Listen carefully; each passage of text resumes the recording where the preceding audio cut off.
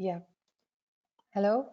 Good afternoon, and welcome to the REKK conference on the future of carbon pricing. This is supposed to be a policy forum for attendees who are welcome to have questions and make comments in the chat room, in the chat section. We will provide you some time at the end of the afternoon session for getting answers for your questions. So please feel free to type into the chat room whenever you need to. Let me introduce our panelists and the agenda for the afternoon session. Our keynote speech will be delivered by Mr. Tom House, who is head of Energy and Environment Division at the International Energy Agency. Then we have Ms. Marissa Santikarn from the World Bank to speak about the state and trends of carbon pricing worldwide, the very recent publication which came out less than a month ago. Then we have Mr. Espen Andreassen, head of the long-term reports at Volue Insight, with the title, What Drives the ETS Price in the Post-2020 Period. And last but not least, we will have Mr. Karsten Neuhoff, head of Climate Policy Department at the German Institute for Economic Research in Berlin, with the title, Border Carbon Adjustment Mechanism. Simple as that. So this is going to be a very packed and very intensive afternoon with a lot of information and much insight from top experts of the topic. First, let me introduce Mr. Tom House and probably have a very brief bio. He's head of the International Energy Agency Climate Change Unit, and he is experienced in international and European energy and climate policy. He leads the division promoting energy and climate issues within the partner countries of the Energy Agency and in the associate countries alike. And before the Energy Agency, he worked with the European Commission, and his focus area was renewable energy and energy financing policy and energy modeling. So now he is with the International Energy Agency, and he's going to share his thoughts about their most recent publication, which was a very important milestone in the series of publications of International Energy Agency, breaking ground with the topic of the net zero. Finally, very much awaited for by the climate research community. So, Mr. Host, I'd like to hand it over to you. The screen is yours. You have 15 minutes. Lovely. Thank you very much. Good afternoon, everybody. First test is for me to see if I can manage to share my screen. Not yet. We are seeing the agenda of the.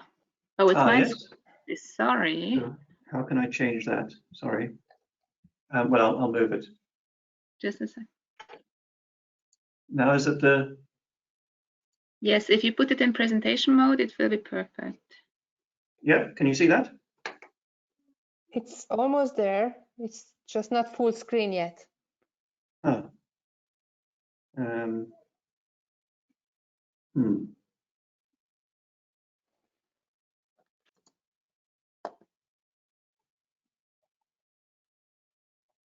Sorry.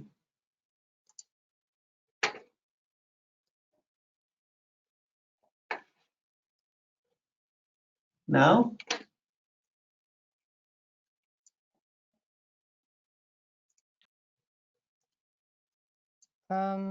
We lost your screen. How's that? What can you see? Can you see my screen? My yeah, opening we slide? can see your, but we see all the 10 slides together. Okay.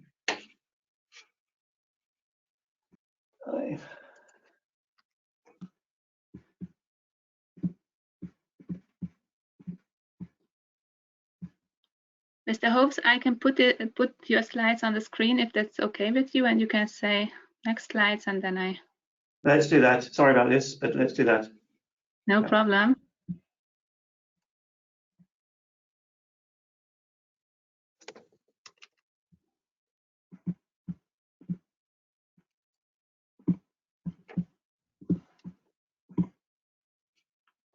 How is that? Can you see the slides now? Yeah, it's there. Thank you, Kati. Welcome. Okay, so sorry about that. As was mentioned, the IEA has just produced a new net zero report. So moving to slide 1.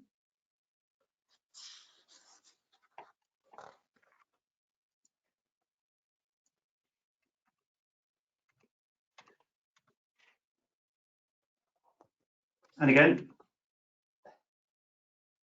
sorry, there's some animation here which makes it difficult. So this is how I start with. I'm based in Paris, and when one talks of carbon pricing or ETS in Paris, I think this is often people's first thought, and this is the challenge that faces we economists who think that carbon pricing is an eminently sensible tool for tackling climate change and all sorts of other external costs. We have to move away from the theory. You had a lot of this discussion already in this morning's session. You've got to move away from the theory and really delve into the political concerns that are raised by the men and women in the streets, not necessarily the gilets jaunes, but there's a general political need to tackle head-on the issues around using prices as policy tools. There's a lot of explaining that needs to be done. Next slide, please. So to dive into why we need to do this, this is one slide showing some key results from our latest net zero emissions report. It shows final energy consumption and the trends over the decades that happen in terms of fuel consumption and the declining fuel consumption. And the lower half of the graph shows the rising electricity consumption. So as a lot of you are probably aware, decarbonization will require significant electrification, major penetration of renewables into the electricity sector, but also changes in fuel consumption, in industrial processes, in all sectors of the economy. It really is an economy-wide issue. So all sectors need to be addressed. And in that sense, all policy measures need to be picked up and addressed as well. Next slide, please. And again, and again, and again. I think so to save time, I'll not go through the animations, but back one. So here we are. This might be a slide you've seen before, but it's a way of flagging up the way that carbon pricing is one tool of many, and it has different functions depending on where it's applied. It can be a measure that's useful in the short term, in the electricity sector, for instance, where it can play a role in fuel switching. This is commonly how we see it most active, perhaps in the European market today. So that it has a short-term effect. If there's a market where it's being applied, where there are sufficient elasticities resulting from the possibility of alternative fuels, so there it can have a very relatively simple market pricing effect. In other instances, it could play a role at final consumption if the price signaling from a carbon price or an ETS actually made it through to the retail end of the market and to the prices faced by final consumers. And again, this was a bit of a discussion you apparently touched on this morning in terms of extending the impact and effectiveness of an ETS to the household. There it depends on whether households are able to respond to price signals, whether they get the price signals, and whether there are alternatives for them to change. Then there's the aspect of the impact on the corporate sector.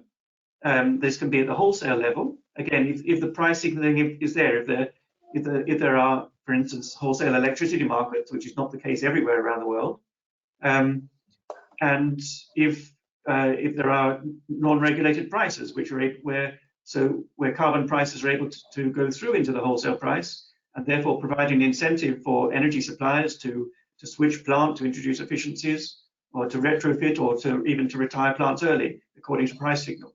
So that's the corporate side. Then there's the long-term price signal, and again, here you require a framework where there's a credible long-term price signal, which is very difficult to establish in a contrived market created by regulation. But if there is such a long-term price signal, then that can also shape long-term investments. So in all sorts of ways, economists like carbon pricing, and it should have a future, in different ways, depending on the different elements of the market we're tackling, and the different structures of the market, and the alternatives within each market. And then, of course, there's a last aspect to flag up, which governments are always interested in, is the revenue aspect. And that's also important politically, and it very much helps shape the question of whether there'll be a future of carbon pricing, because it's the use of the revenues which can be critical in terms of compensating for distributional consequences of carbon pricing, whether that's using revenues immediately to provide a revenue neutral impact of the scheme, so you have the price signal, even if you're immediately compensating, or it can be used for stimulating low carbon innovation, for tax rebates in other areas. There's all sorts of ways governments can use it. So these are the different dimensions that one has to address when exploring the role of carbon pricing. Next slide, please. And again.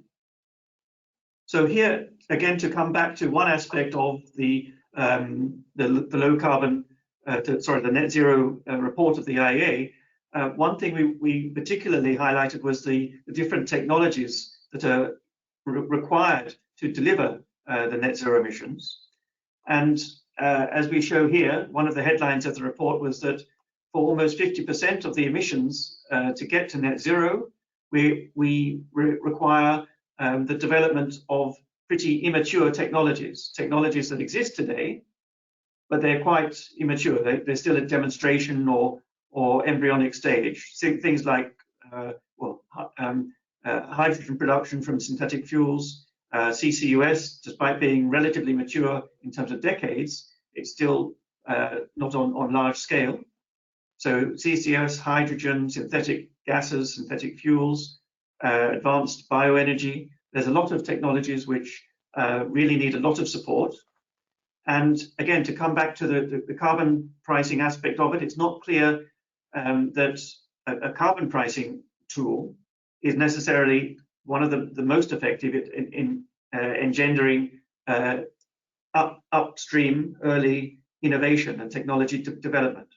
It can do that if it can spur investment decisions by industry, which, as I said earlier, requires a long-term credible carbon market and carbon price, but it's not necessarily the case. So it's perhaps more likely that we'll be using carbon pricing, or continue to be using carbon pricing, in terms of helping to shape shorter-term investment decisions or consumption behavior with existing technologies. For instance, the classic one, which will probably be the first aspect of carbon markets as they evolve around the world, is the fuel switching and the impact on the merit order curve of electricity markets.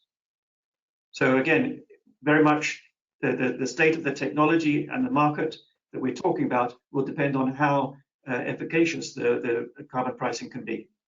Next slide, please.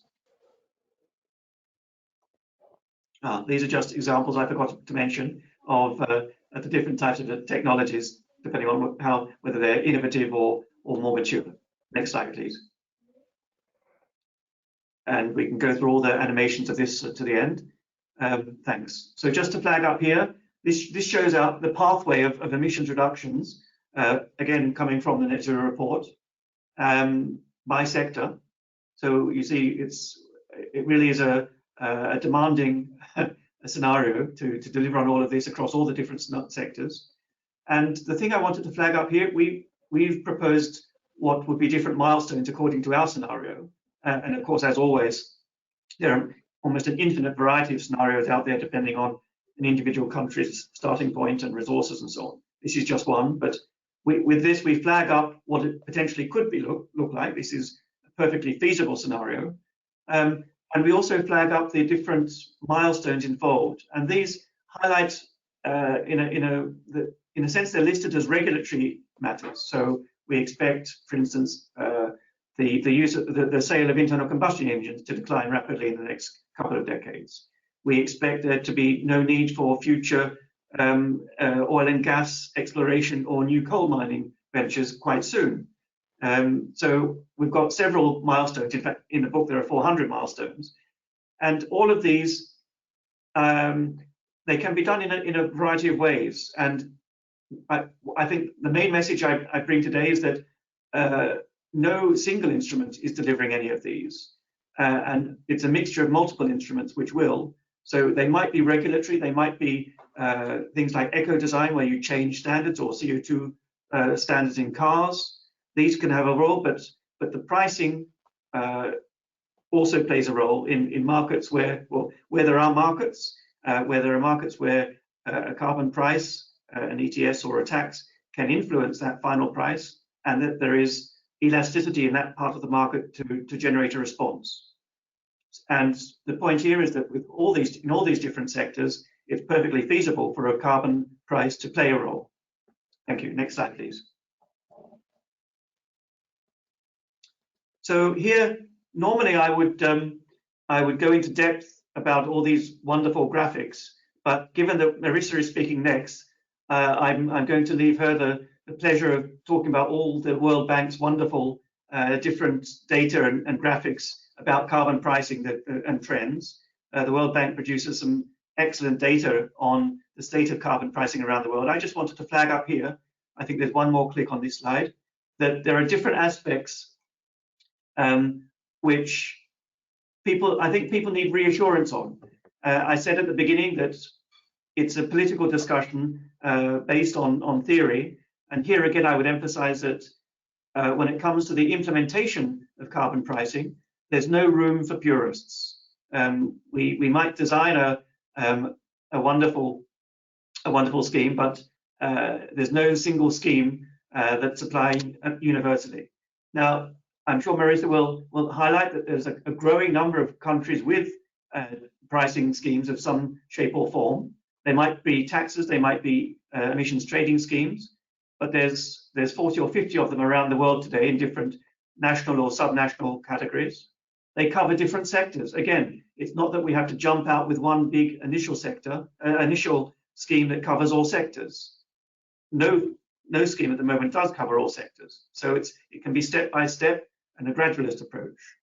Again, on pricing level, it's easy to get stories of introducing new pricing schemes, and poof, suddenly everyone's facing a price of $50 per ton, and that's intimidating and it's politically discouraging.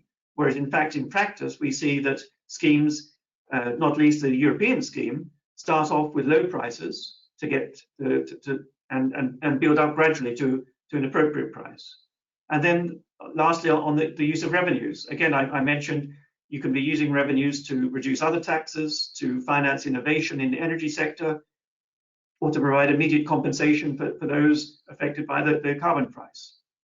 So here I really wanted to flag up that there's it's almost one of the most flexible policy tools we have at our disposal, because it can be applied in many different ways and has been applied in many different ways around the world. And the number of new schemes does keep growing. Each year, there's another country or two or three in the World Bank's database on all of this. So it's a flexible tool which will accompany other regulatory tools. Next slide, please. Here I just wanted to touch on a bit of the work that the IEA itself does in terms of developing carbon pricing or ETS schemes around the world. We're engaged with China at the moment, and we've been helping the Chinese ministry and Tsinghua University to talk through different aspects of ETS design. The question of the allocation regime, again, this popped up this morning. It's pretty fundamental, and it's as relevant in China as it is in the EU. So one has to work through all these different issues to explore the implications, to model perhaps the impact, and we've been doing modeling there to see what an ETS would look like in the Chinese electricity sector, and with that, working out how to compensate and really answering all the questions. We've done similar work exploring in Thailand with ASEAN overall, and even with South Africa, where there's no prospect of getting any kind of increase in energy taxation in the short term. But in terms of restructuring the existing taxation regime, introducing a carbon tax element, and even if it's done in a revenue neutral way, you're improving the taxation taxonomy and methodology to ensure that price signals can come through. So this is some of the work we've been doing with countries. Next slide, please. And we've also been working internationally. This week has seen the meeting of the subsidiary body of the UNFCCC and in the lead up to COP.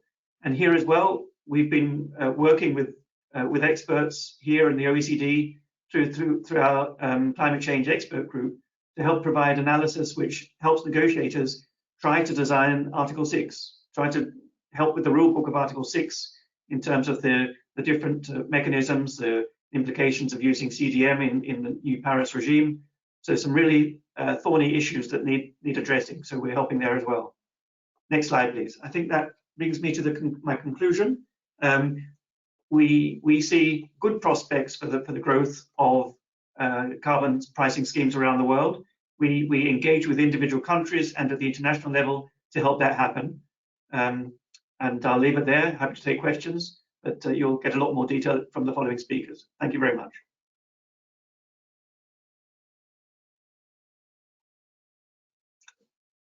You're muted.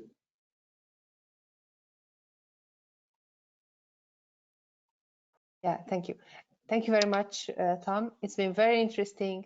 We have already questions arriving into the chat room. We will have time for that later. Thanks for being also on time. I give the screen over to our next presenter, who is going to be Ms. Marissa Santikarn from the World Bank. She's a climate change specialist at the World Bank, and she works alongside developing countries to help them design their carbon pricing policies in order to lower their emissions. So she's got loads of international experience to summarize into her work. She has been part of the team to assemble and author the World Bank's State and Trends of Carbon Pricing for several years, and the most recent one, 2021, which has been just released 2 weeks ago. So I hand it over to you, Marissa. The screen is yours. Okay, great. And I think I've shared my screen. If you can just confirm you can see it. Okay, great. And also thanks, Tom, to your comments. Thankfully, everything that you said is basically also what we said in the report as well. And also thanks to your team for giving me an unnecessarily detailed amount of comments when it came to the review stage of this 2021 report. But yes, as Gabriella said, I'm going to give a couple of highlights from this year's State and Trends of Carbon Pricing. And just let's see, before we begin, as you know, the name of the report implies, it looks at carbon pricing instruments, but I think when you go across and look at different institutions, read different newspapers, talk to different people, the way in which people use this term carbon pricing is not necessarily homogeneous. So what we also explored briefly at the start of this year's report is this idea of carbon pricing, different conceptualizations of it, and also, you know, similar to what Tom was saying, sort of couching how a carbon price fits in that broader climate framework.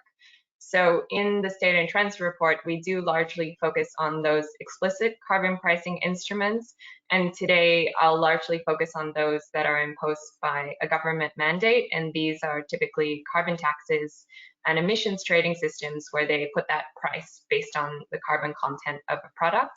But of course, we also have a chapter on crediting mechanisms, looking at how they supply compliance markets, but also how companies use them to achieve a share of their voluntary corporate climate commitments.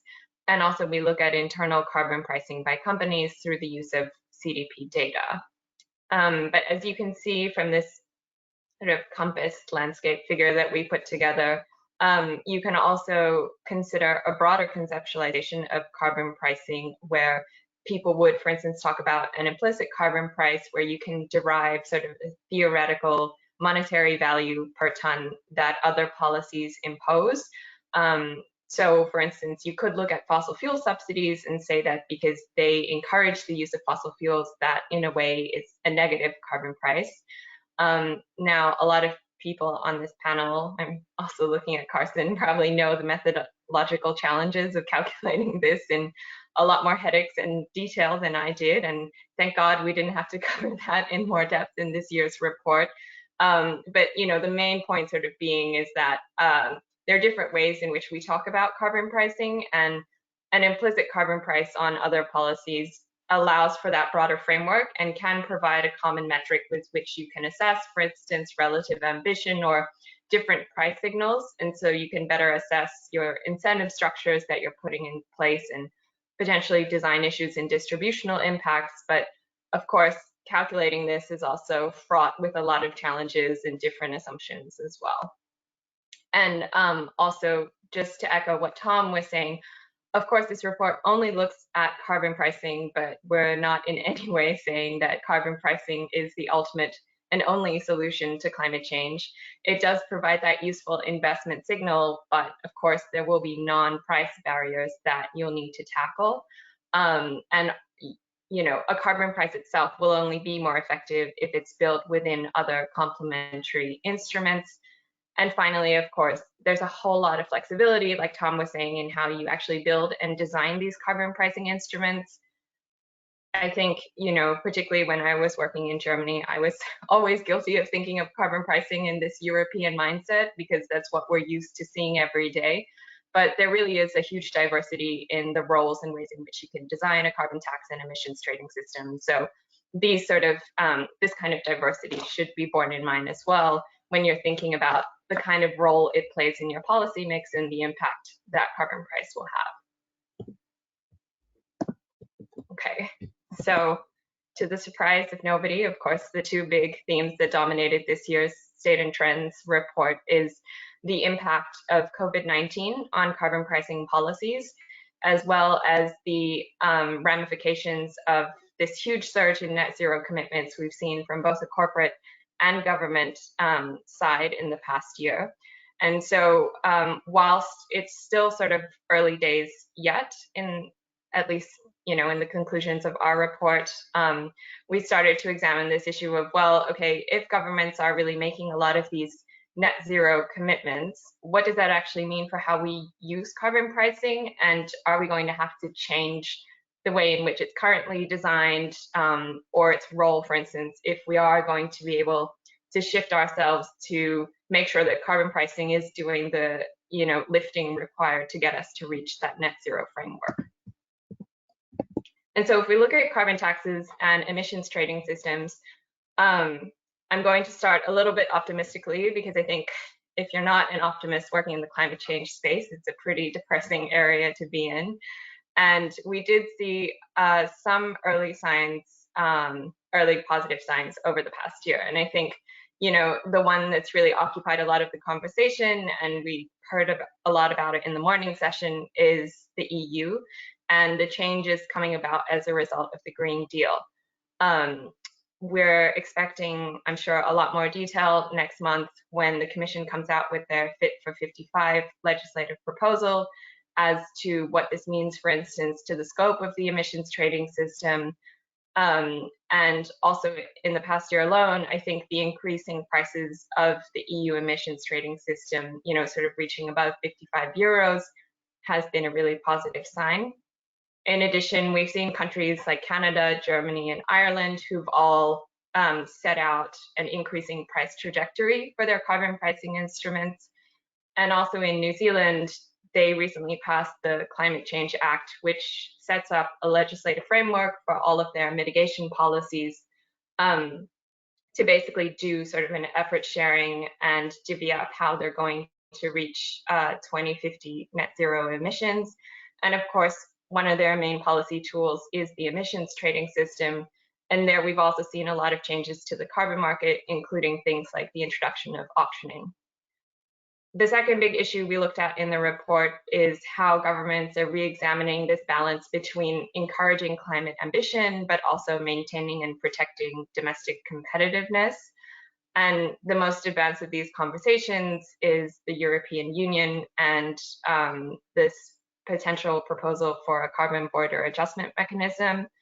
I am not going to talk about it because I know Karsten is, so I'm just going to pass the buck on to you for that one.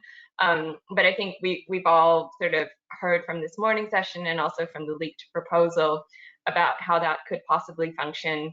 And, you know, also at the World Bank, I think we have also seen at least an increased interest from neighboring countries and trade countries, not only in the sense of what impact will the CBAM have on, you know, my jurisdiction, but also in a very encouraging sign as a positive opportunity to assess, for instance, whether or not they could increase their own climate ambition or incorporate some kind of carbon pricing signal into their policy mix as well. And finally, I am going to go into the most detailed map in the world. I feel like every year it gives me more and more headaches because I don't know how many more colors I can add, but essentially this is the 2021 map of emissions trading systems and carbon taxes. There are 64 in operation, covering just over a fifth of global greenhouse gas emissions. And I'm not going to go through each one in detail because that might take a few weeks, but the main news is, of course, that China has started operating its national carbon market at the beginning of this year. And even though it's only covering the power sector, initially that's already covering about 30% of national emissions. And I think once trading starts in a few weeks, it'll be interesting to see what kind of prices are coming out of China. And also, as I'm sure, Tom, you also know through your work in the country, you know, how exactly the government plans to incorporate the national ETS into its plans to peak emissions and achieve carbon neutrality by 2060 is also something that we'll be closely following and supporting as well through the World Bank's capacity work. Also in Europe, we have 2 new national emissions trading systems that launched at the start of this year. So in Germany, you have what they call the fuel emissions trading system. So that essentially covers all the fuel emissions that aren't already covered by the European emissions trading system at a fixed price of 25 euros, increasing to 55 euros over the next few years. And you've also got the UK, which has its own emissions trading system after it left the bloc at the start of this year. It's essentially modeled very closely on the EU emissions trading system with its cap in line to the UK's 2050 net zero target. In Europe as well, you also have countries like the Netherlands and Luxembourg that have put a carbon tax in place. So it's sort of an interesting region to see that even with the EU ETS, you do have a lot of member states experimenting with different types of carbon pricing instruments that can complement their participation in that broader emissions trading system. And finally, we also have some subnational carbon taxes that came online in Mexico. And also in the next few years, we may also see some new carbon pricing instruments come online. We had Ukraine announcing a national emissions trading system in 2025, potentially. I know it's already 2021, so a very ambitious timeline there.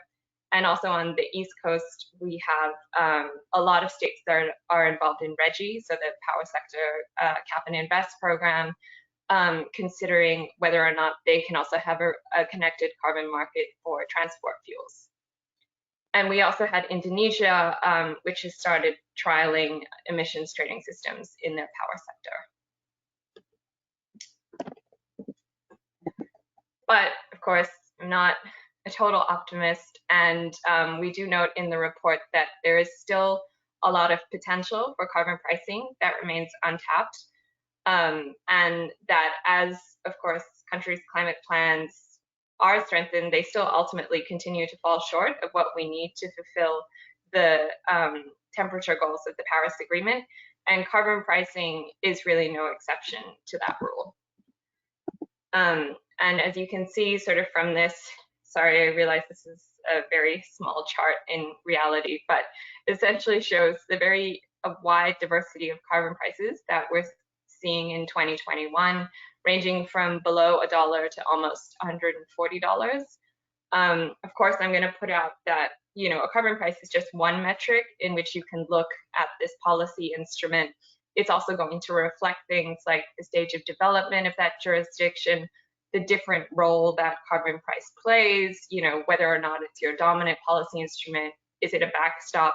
Is it covering one sector? Is it covering many sectors?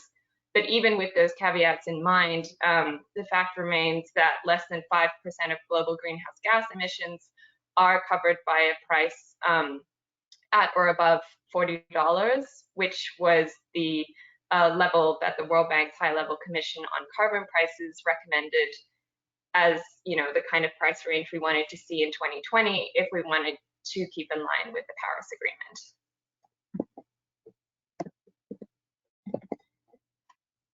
But at least in another more positive sign, and I think this also echoes a lot of the findings that we see in ICAP's status report, is that if you look at emissions trading systems, particularly compared to how emissions trading systems fared in the financial crisis previously, there is a lot more resiliency. And so whilst there was an initial dip in emissions trading prices as a result of, you know, lowered economic activity in 2020, most prices have recovered since then.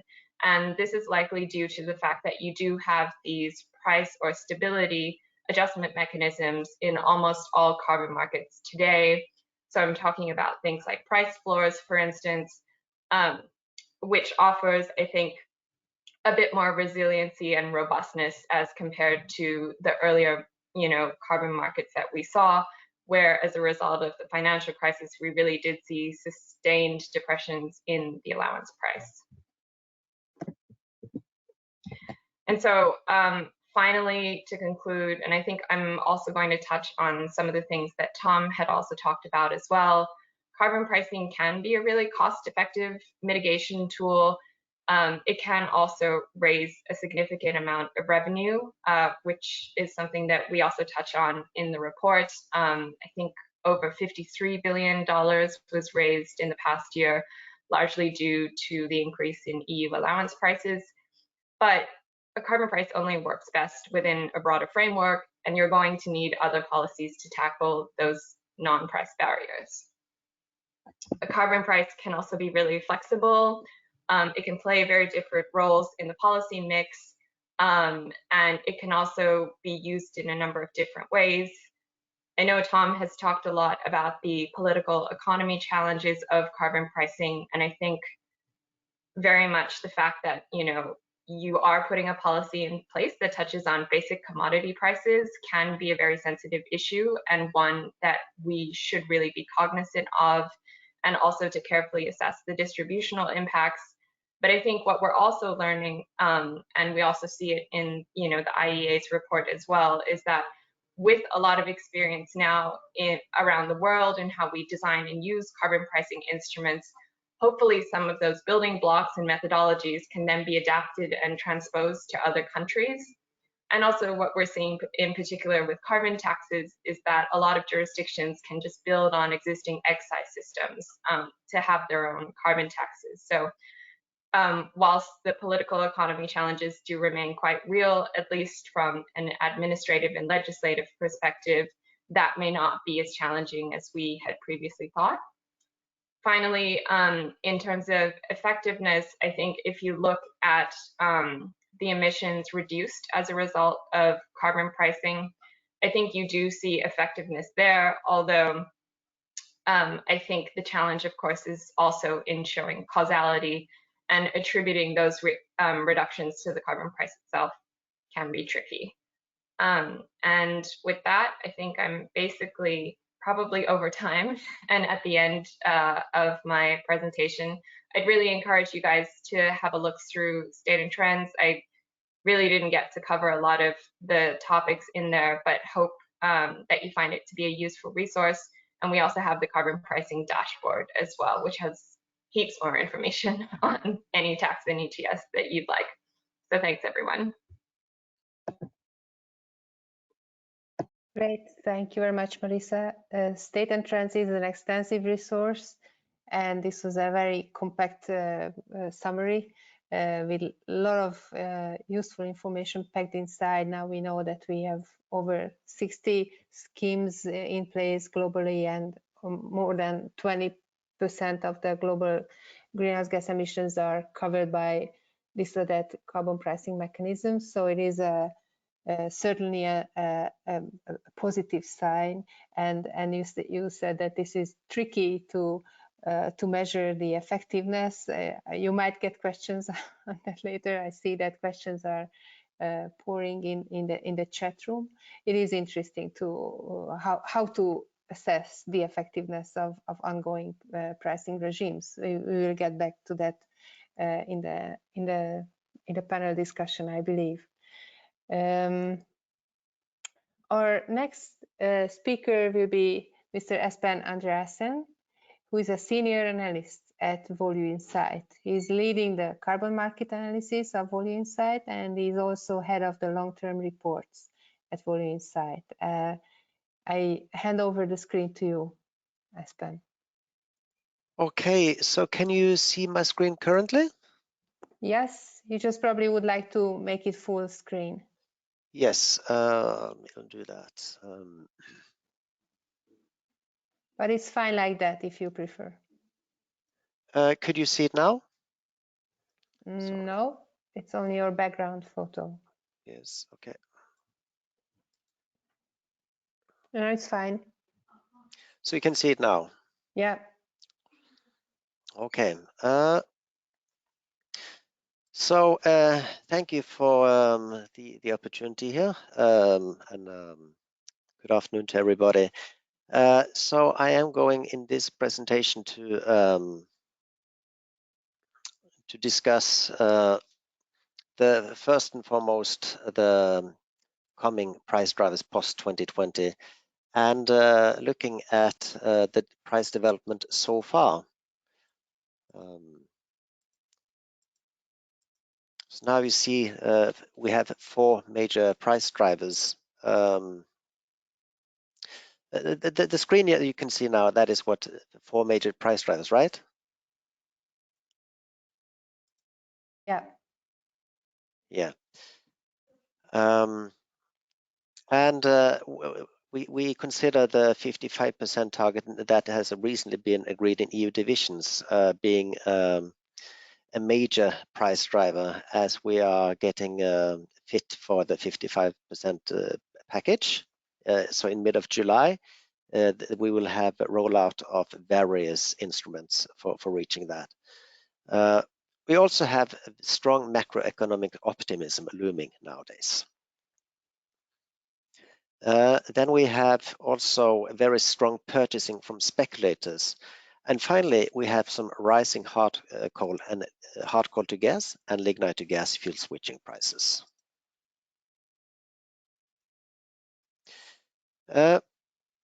Now, first and foremost, we would like to put this in perspective, what the 55% greenhouse gas target really is.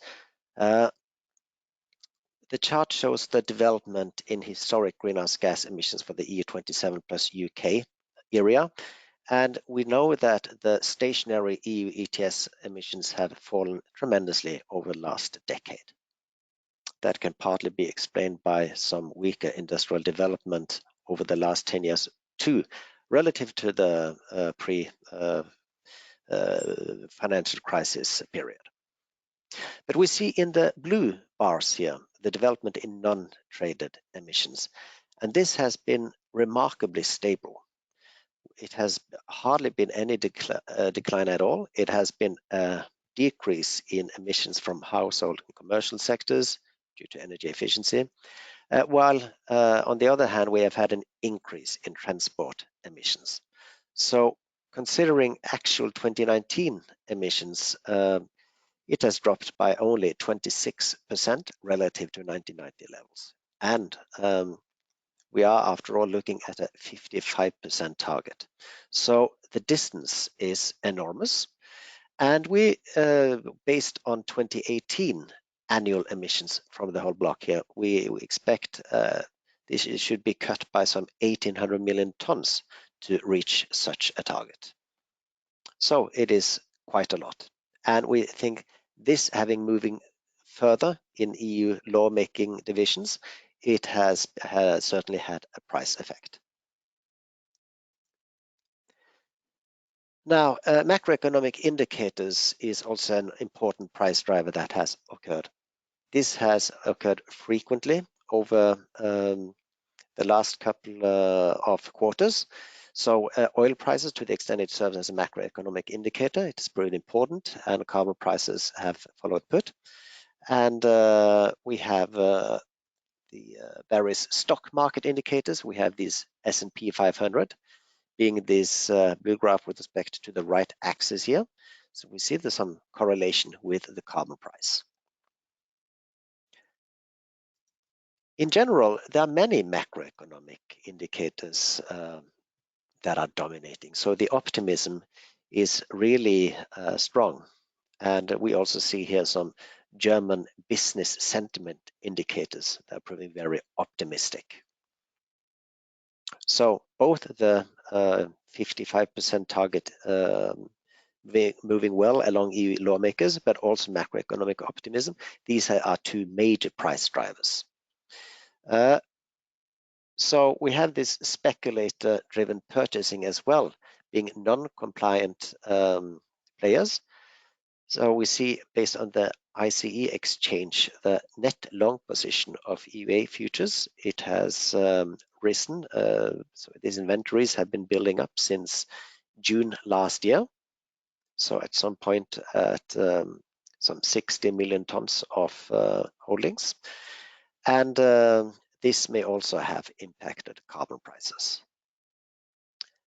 Moving to a fourth quite important carbon price driver. We have had the hard coal to gas fuel switching prices proving important.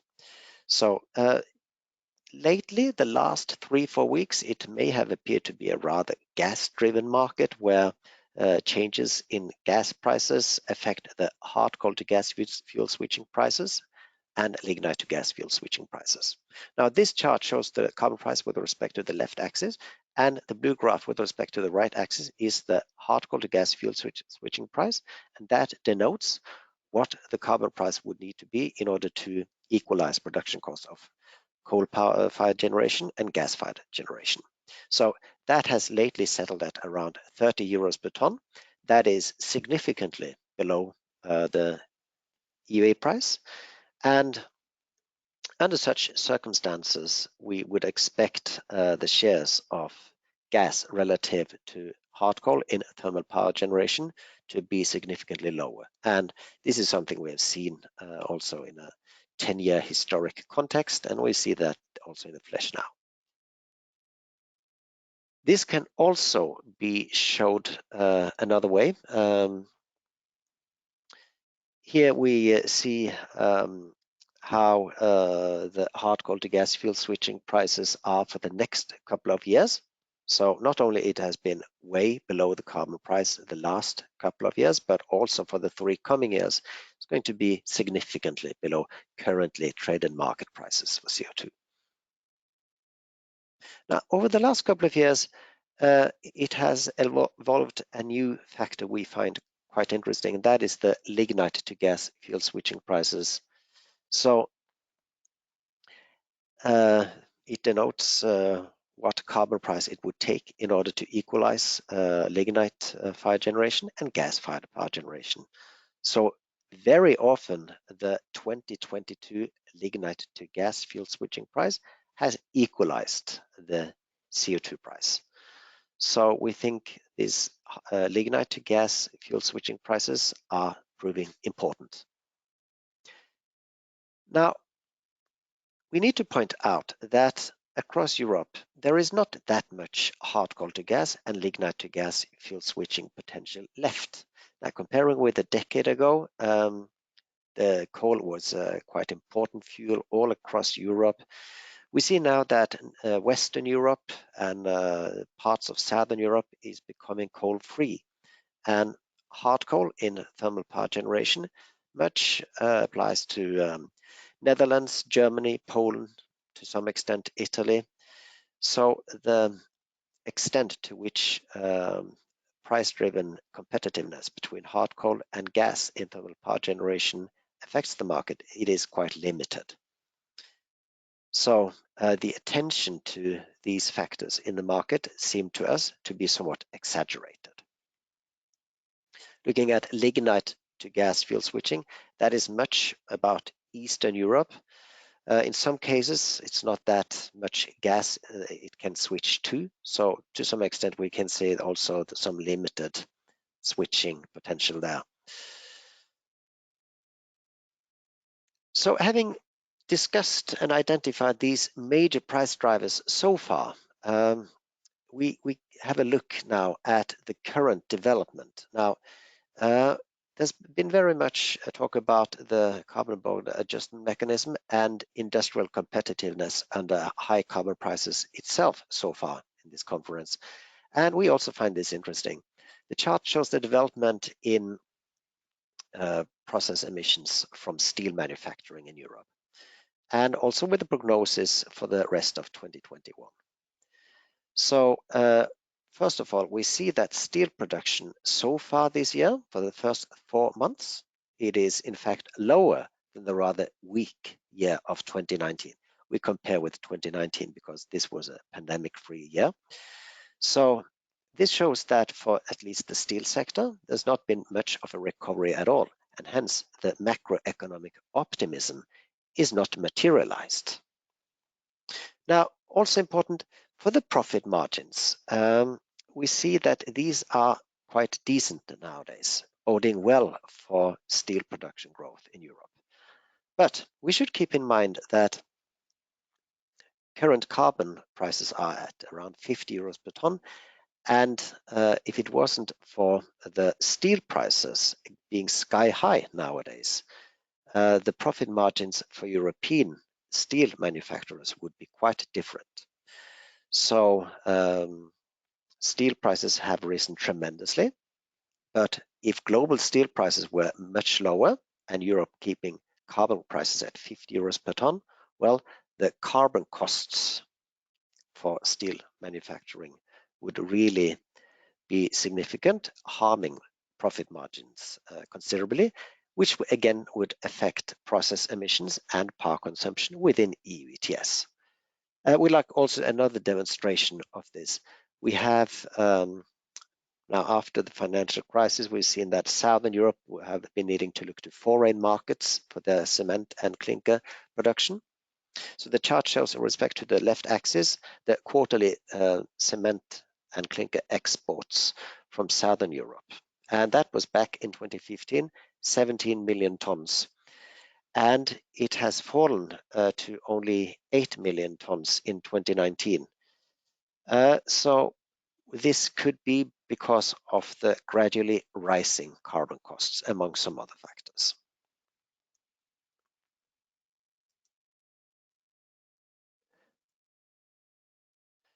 Now, power consumption is expected to recover after the pandemic, but we see that so far this year, January, May, and comparing it with same period in 2019, it is almost at the same level.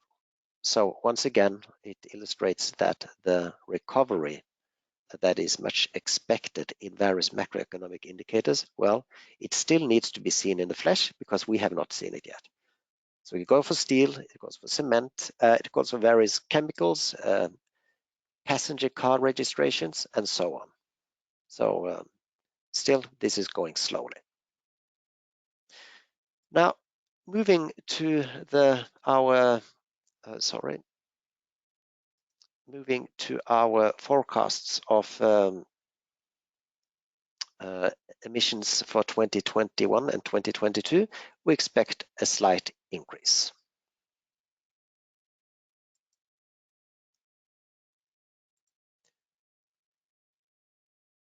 The surplus of carbon credits within EU ETS will remain strong for a while. So we should keep in mind that often the market has been a more short-term focused.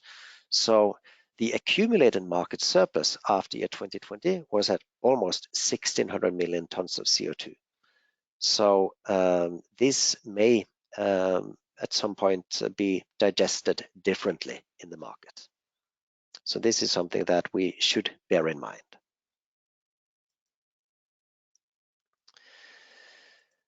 So we have some important points to make about the major carbon price drivers that we expect beyond 2020. Now we expect macroeconomic indicators and industrial performance to remain important.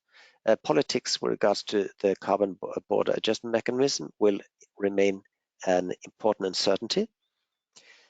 And we'll be following policy developments of hydrogen, heat pumps, and electric vehicles, as these are measures that reduces the carbon footprint, but it brings power consumption into the EU ETS. We'll still have gas prices proving important as we are getting rid of much coal during the next 10 years. But very important for the coming decade is the costs of renewables. So this will probably emerge as an even more important price driver. And in our assessments, we consider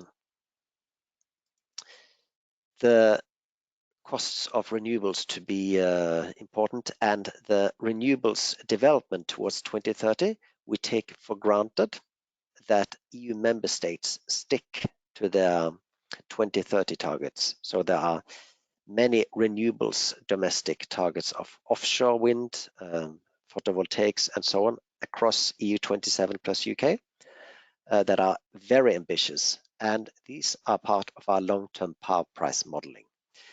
That growth is crucial in order for the 55% target to be realized, at least getting close to it. And it will surely affect the emissions covered by EU ETS.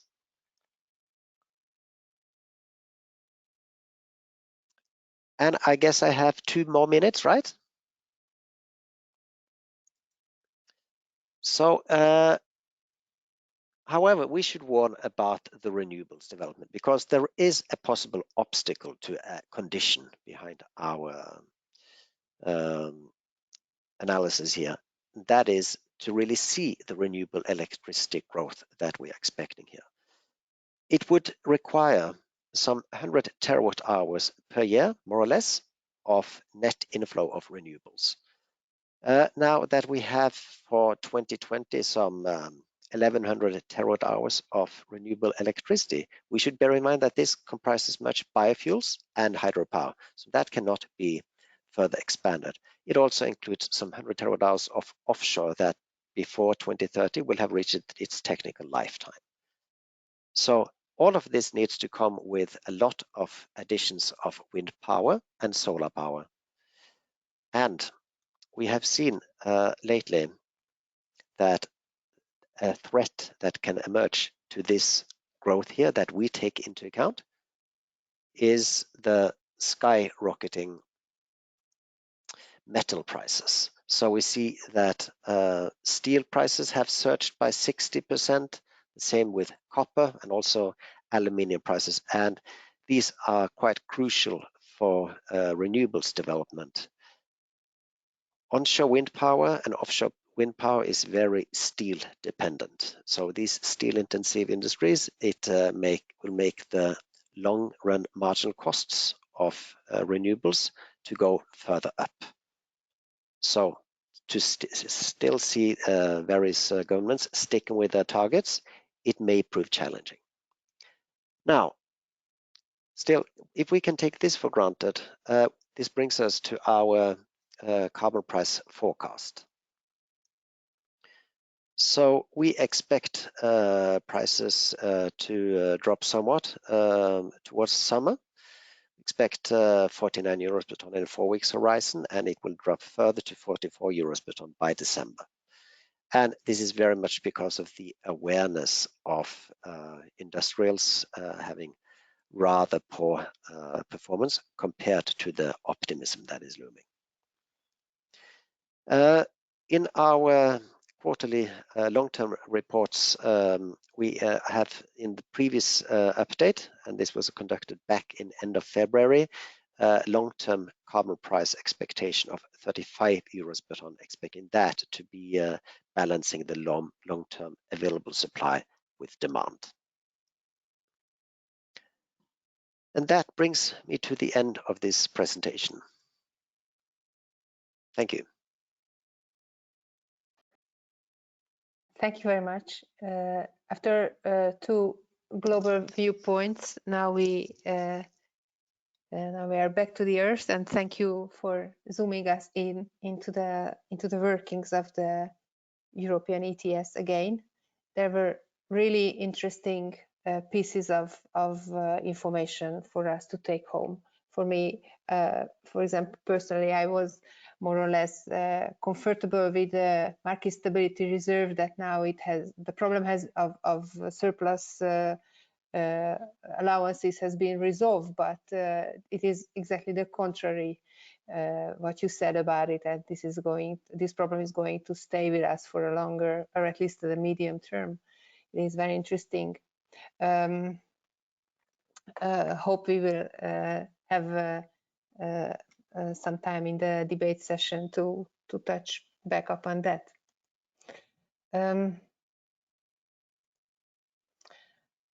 now I hand over the screen to Mr. Karsten Neuhoff, who is head of climate policy department at the German Institute of Economic Research. And I don't know what to briefly emphasize about Karsten's bio. He is an engineer and an economist by training, and he has been in the climate policy literature for several years. He's also very active socially. He, for example, he works for the Sustainable Finance Advisory Council of the German federal government, and he leads several extensive consulting projects for the German government and the EU Commission. He's going to deliver a talk about the border carbon adjustment mechanism. Please, Karsten, the screen is yours. Thanks so very much for the invite and the opportunity to follow all these extensive presentations on the carbon pricing dimensions. And I think I pick up some of the points that I brought up in the morning session and then look forward to more discussions afterwards. I will focus very much on basic materials: cement, petrochemicals, iron and steel, pulp and paper, aluminium. They together are responsible for 1/4 of global CO2 emissions, slightly less so in Europe, where we have already more infrastructure and already use more energy and CO2 emissions for transport purposes than emerging economies. But I think they are a key part, and I think the roadmap 2050 from the IEA really outlined the first time for an international organization like this, how important it is to move also these activities to climate neutrality and what elements we have to take forward to do this. And just to illustrate what this means at the example of one of these materials, steel, I don't anticipate that the services from steel that we will be using will decline. Instead, we will have transport, buildings, various packaging elements also in the future. So what it will imply is that as we move forward, what is currently produced with conventional technologies can no longer be produced with conventional carbon-intensive technology. Steel making is 2 tons of CO2 per ton of steel. We will increase more and more recycling, higher value recycling, need to make better frameworks for this. And there's a lot of options for low carbon steel making, hydrogen-based direct electricity reduction processes. We surveyed companies and experts on this and just published a paper where they concluded a lack of an effective and predictable carbon pricing mechanism is the main obstacle for the signing of the contracts to really take forward these plans that they are proposing and then developing for quite a while now. So they're ready to go with a lot of the clean production processes, but that's one of the main obstacles is the carbon pricing. It's not alone, there are other elements need to be taken forward as well. For example, sufficient scale of green electricity to run these processes. Now, at the same time, if we only try to shift all conventional production processes to clean processes, you'd use so much renewable electricity or carbon storage potentials, which are pretty limited, that it's impossible to see this. And therefore, the roadmap from the IEA outlined already how important it is to kind of look at the demand side. The demand side can comprise substituting to less carbon intensive materials, using materials more efficiently, higher value applications. So in the competition between aluminium and steel in automotive, suddenly steel got a lot lighter. And then sharing or repairing and reusing of materials. And here just, I think the impressive picture which shows what the IEA believes on the demand side is happening across our economies. And you see that the industry side, with materials particularly, the demand response will be the biggest contribution to CO2 emissions from all sectors' demand responses going forward. So what does this mean now in terms of the further developing of carbon pricing mechanisms to support this transition to climate neutrality? So we have carbon pricing, the idea to charge emitters for the ton of CO2 they emit to give incentives to improve performance. Therefore, at the same time, make the conventional production process more expensive to allow clean process to come online. And then through this mechanism, resulting in more expensive materials that gives incentives to manufacturing and construction industry to substitute, to use more efficiently, or to recycle the materials they have. Now, luckily, we are not only Europe, but we are the big global corporation that we can work together, and we trade a lot together, which implies that if you have one territory that has a high explicit carbon price paid by companies and others don't have this, then this would imply that they can't pass on these costs as they export, otherwise they would lose too much market share, and therefore they also can't really pass on this cost fully into the domestic markets, also to avoid too much foreign products to enter the market. So this is a question that has been on the table for 15 years or so, and there's over and over done assessment, how big of an effect would this be? And here you see on the x-axis the share of product, gross domestic product of certain activities. On the y-axis, how much do the costs for different basic material production processes and industrial activities altogether increase? But what sticks out is it's primarily basic material production that has a high cost increase relative to value added of the companies.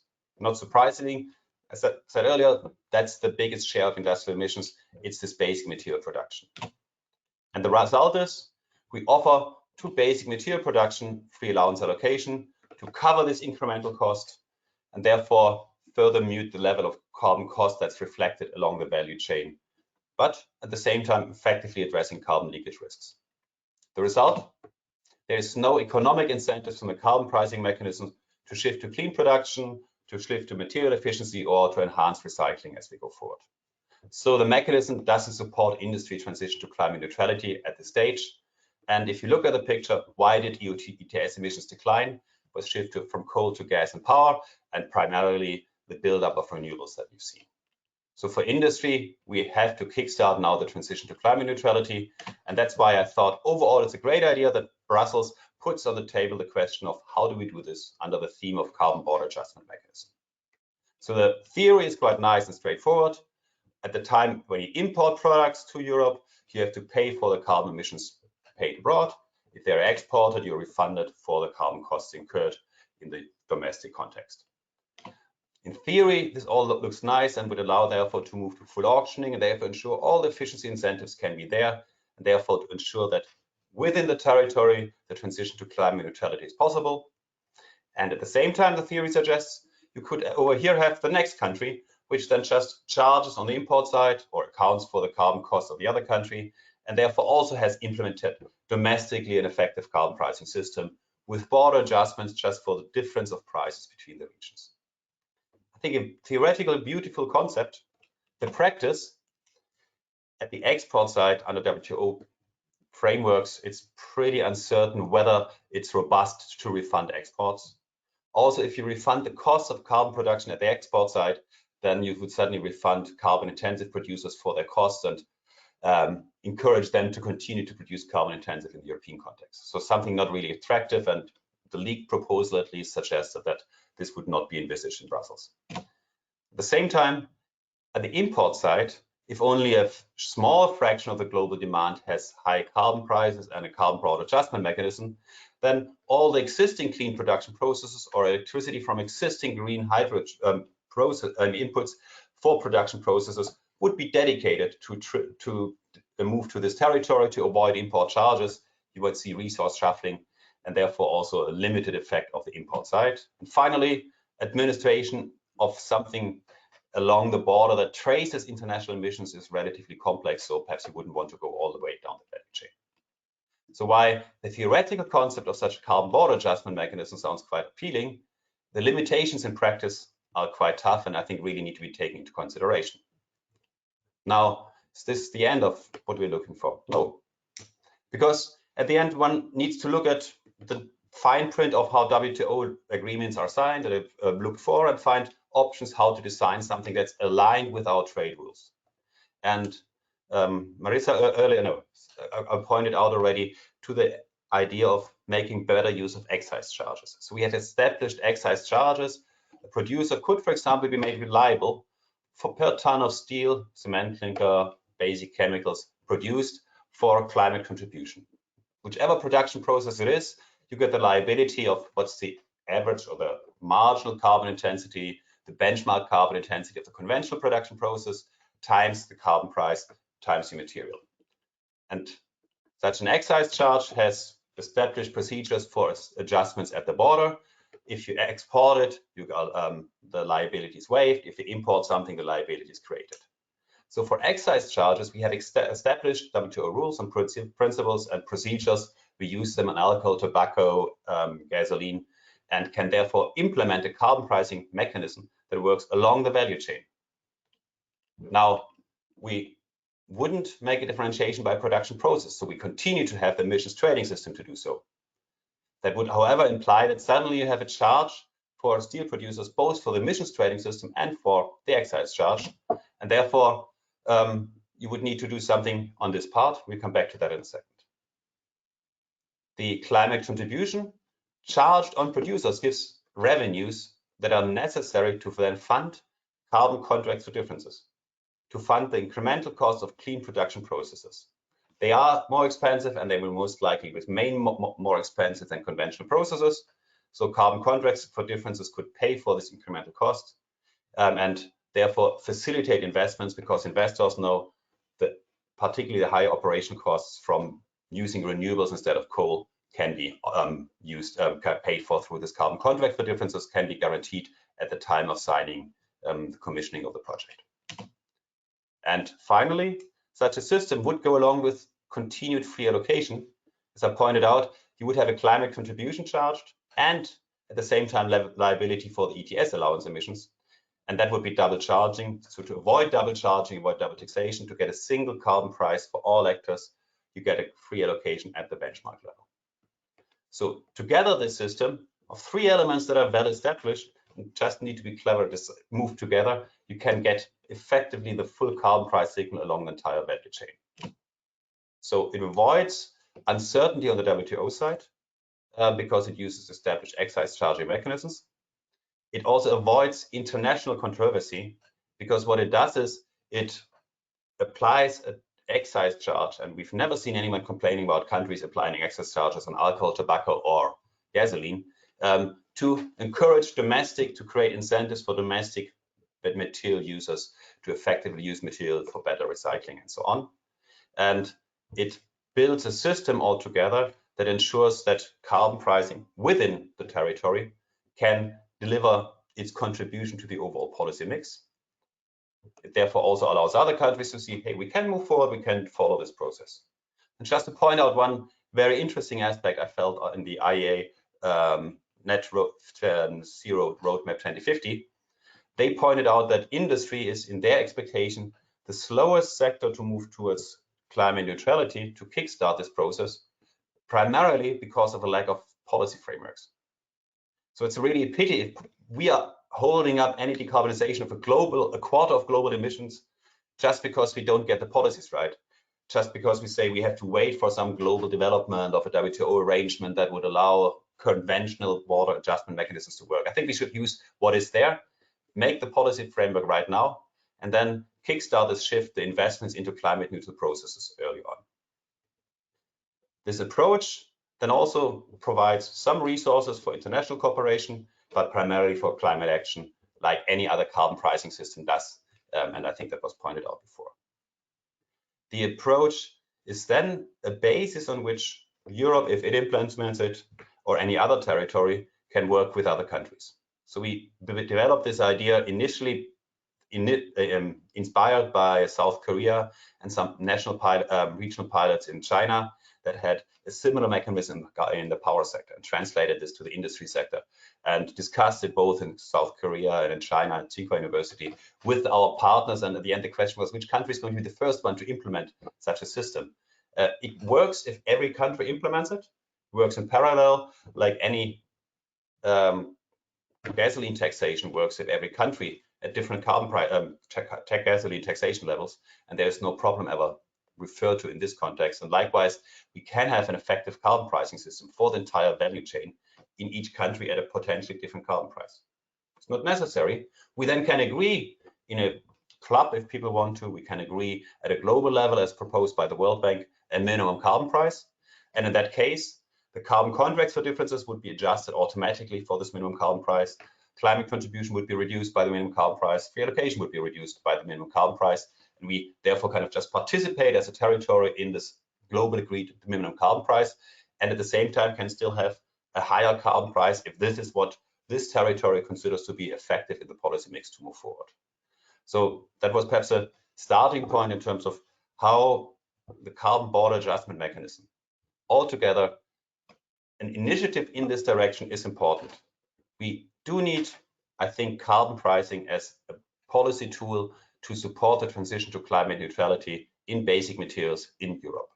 Might be other territories can use more of a fiscal stimulus. I think the US has far more debt raising capability at the federal level to fund it. Other countries might have more soft loans available. But I think in the European context, if you want to do this at a European scale, we do need the regulatory framework of the carbon pricing system as an important part of the policy package to transmit basic materials to climate neutrality.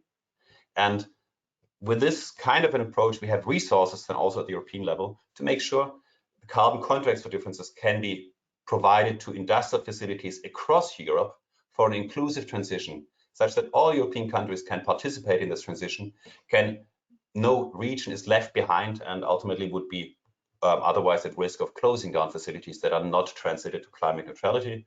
So it's actually an approach that is very European perspective rather than member state perspective. But it's also an approach that I think helps us to think of how we can internationally then cooperate to also work together with developing countries, emerging economies in terms of supporting their transition to climate neutrality. Let me stop here. I'm very much looking forward to the discussion. Great. Thank you, Karsten, for putting forward this very interesting initiative and guiding us through the details of this scheme. It is very new for many of us, I believe, who are not in the daily making of the materials industry climate policy. So thanks a lot. It's been very interesting. We have almost an hour for discussion, and I'd like to start with some questions that we prepared with our colleagues, my colleagues, and then I give the floor for the questions from the audience, because we have some questions arriving into the chat room as well. First, maybe this is start for the discussion, there is not, it seems not directly linked to these specific details that we discussed so far. Looking through these major documents, the state and trends and the net zero by the IEA, it seems that major omissions are there. Some very significant regions are omitted. They seem not to be concerned. They seem not to have any carbon pricing. You look at the map prepared by Marissa and her colleagues, and you miss the whole of Australia, Russia, Saudi Arabia, on the federal level, the United States, Australia. Why is that? These are major fossil fuel producers. Why is it that they seem not to embrace carbon pricing so far? Also, to the same question, this is maybe more technical, and Tom can very easily answer that. In one of your charts, we saw 35 gigatons of greenhouse gases, but this is not the global emissions. There is over 50, and I guess you were missing the land use change sectors from your charts, but then in that case, we are not there yet. If we follow the trajectory that you outlined to net zero, then we are far from net zero because we have not touched upon the LULUCF emissions so far. So let me start with these gray zones, these gray areas first, and I leave it open to you. Who starts with answers? Maybe Tom. It is probably very easy to answer my question. How about the rest of the global greenhouse gas emissions? Yes, it's relatively easy to answer. You're right. I mean, our scenario was focused on the energy sector. We included CO2 and methane. It does include bioenergy, agricultural emissions, but it is of the energy sector. So it's one of the most ambitious, focusing on the energy sector. Most scenarios under the IPCC are economy-wide, and you don't get net zero in the energy sector. It's balanced out across multiple different sectors. So in that sense, we are doing more in the energy sector than in some other scenarios, because it's in the energy sector per se, we're insisting on net zero by 2050. But you're right, there's the non-energy emissions, which also still need to be addressed. So that might account for that gap. Yeah, thank you. And it is probably bad news for the energy sectors, because if the rest of the economy cannot do their own homework, then this is probably it falls upon the energy sector to do negative emissions in many scenarios that if you read IPCC, for example, there is bioenergy with CCUS with loads of negative emissions. What do you think about that, Tom? Well, it's true. I mean, in our scenario, in fact, in our slides, I didn't show it today, but we do compare our scenario with all the IPCC scenarios. And when it comes to CCUS, to DACs, and to BECCS, we are one of the most conservative. And indeed, that would change when you take the story wider and you are demanding more negative emissions within the energy sector. You're exactly right. So in that sense, we've been conservative. Given the time horizon we've been talking of, it still looks quite ambitious to get that level of decarbonisation and indeed growth of CCUS, which is still at a very low level. But on the other hand, if there is a requirement to go further in the energy sector, then that would require even further investment and faster scaling up and expansion of those technologies. Maybe that has a positive aspect insofar as it could, if you're using public money or regulatory measures to scale up, then the faster scaling up may bring faster cost reductions. So there might be a medium-term benefit to that. But it's true, we've been relatively conservative, both in terms of the CCUS, the DACs and the BECs, and in terms of bioenergy there as well. It's a fairly controversial subject, bioenergy, and there again we've been relatively conservative in compared to other scenarios as to how much is done.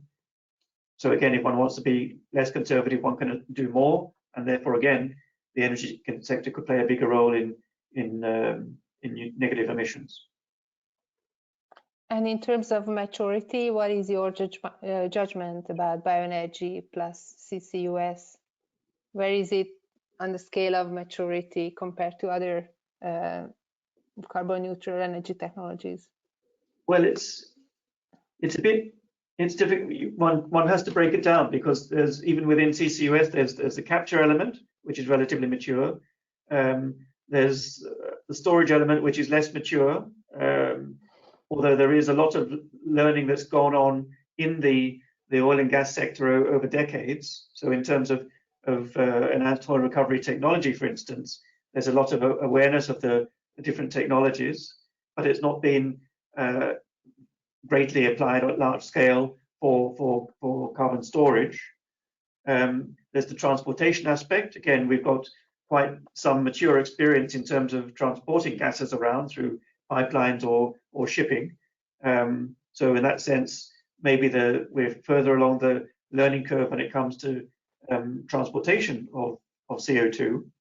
So it depends what aspect you take of it, but it's true that in some aspects of applying carbon storage regimes, it's not been done on a large-scale permanent basis yet. But and again, the capture side of things, there's several large-scale plants already today where these things have been tested. So it's not, by no means, it's not a demonstration anymore. The technology in there is there, and so for that part of the chain, it's a matter of scaling up. So it depends what bit you're looking at. In some instances, it's just a matter of scaling up.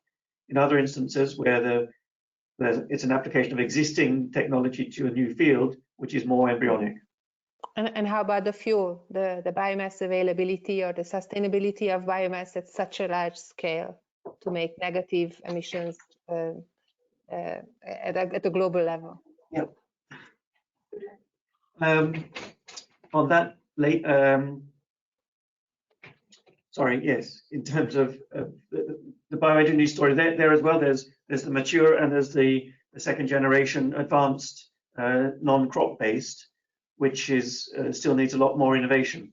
So once you get into the development of algae and second generation biofuels and advanced biofuels, it is less mature as a technology, but vast potential.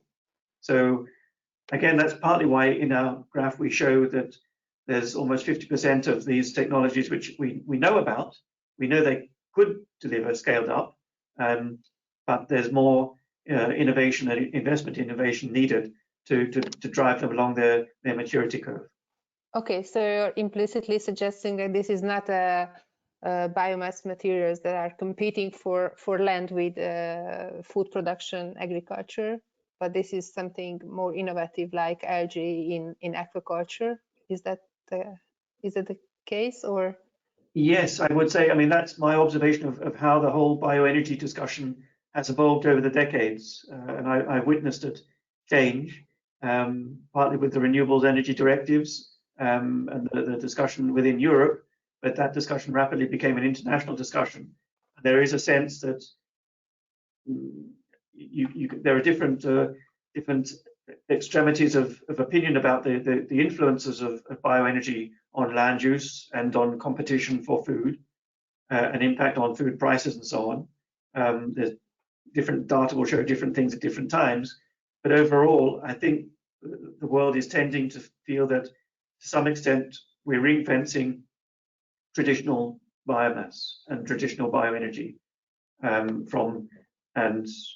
in that sense, I guess the European legislation is is fairly leading the way. It's already capped the use of crop-based first-generation biofuels, and I don't see that being reversed anytime soon. The world's demand for food and agriculture may change. I mean, we're also, well, again, within Europe, there's the farm to fork regime, which is trying to improve every aspect of the agricultural sector as well, and reduce food waste and increase efficiency there. So it could be a significant change in other sectors.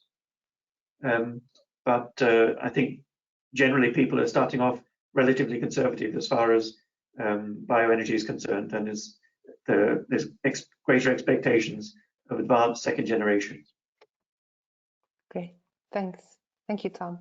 Can I still stick to this gray zone question for another minute and ask Marissa, would you like to share your thoughts about why significant areas, regions, countries, jurisdictions hesitate or stay aside for carbon pricing?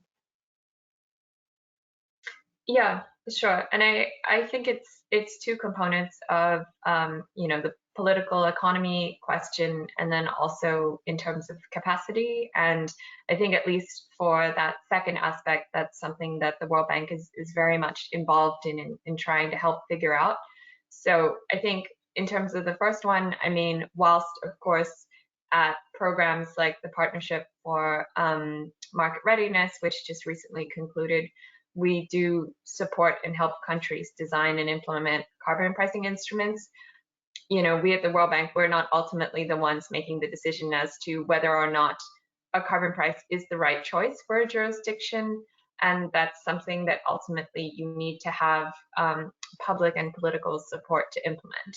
So I think that could be a possible reason as to why you're not seeing it in some jurisdictions. And also, you can build a perfectly robust and ambitious climate strategy without having an explicit carbon pricing instrument. So whilst it can be a really cost-effective tool, it's not a necessary tool for every single country to use. I think, to some of the countries that you pointed to, I'm not going to talk about Australia too much. Having grown up there, I'm very much used to the whiplash, swings and roundabouts of the Australian federal system. But I think it is important to note that Australia did have an emissions trading system, the carbon pricing mechanism, which was repealed. But when it was functioning, it was quite effective in reducing emissions. And I think the way in which it's designed, for instance, with the rolling cap mechanism, as you can see being implemented now in New Zealand, does offer still really useful lessons for other jurisdictions that might be interested in carbon markets. And Australia still has an emissions reduction fund that it uses for crediting as well.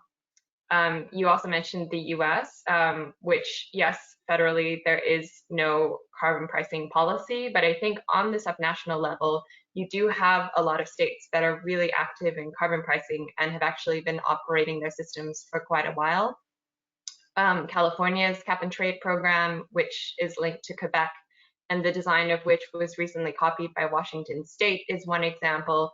And then you also have, REKK, my favorite carbon pricing instrument that I feel flies under the radar a lot, which sends a backstop price signal for the power sector on the East Coast. And I think does serve a very useful purpose. Whilst that price is not particularly high, it is also not designed to be the primary reduction tool for that sector, and does generate a useful revenue stream for those states to channel towards things like managing distributional impacts and energy efficiency. And then just quickly on my second point about capacity building, I think, perhaps for some jurisdictions, there's maybe this perception that a carbon price can be really challenging or complicated. And I think in the first generation of these carbon pricing instruments, they've been done in sort of fully liberalized power markets in, more developed countries. And then the question has been, how do we adapt that to, for instance, a developing country context? And I think, as Tom was saying in his presentation, there's a lot better understanding now about the flexibility of carbon pricing design. And, you know, even I think with Karsten's example of CBAM, I mean, he basically explained also how emissions trading systems are working in a regulated power market that you're seeing in places like the Republic of Korea and also China. So I think now, having generated these lessons and flexibility in design, I think that capacity issue is not so much the challenge. I think the challenge will really be political economy, and there ultimately it is just up to the jurisdiction whether or not they want that carbon price in place. Great, thanks. Any comments from Karsten or Espen to this set of questions?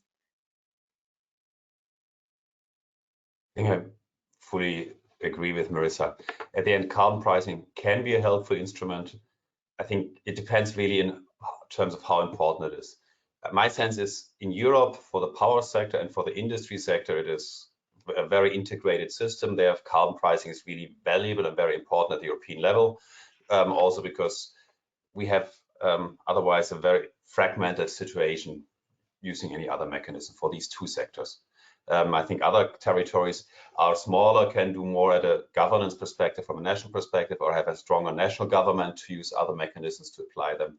And I think can do different elements with different structures of policy instruments. And so I think the nice part, and I think second part perhaps that has changed, I feel fundamentally. If you go back a few years, even as few as 3 or 4 years, most discussions were on where is the cheapest opportunity of reducing now another ton of CO2.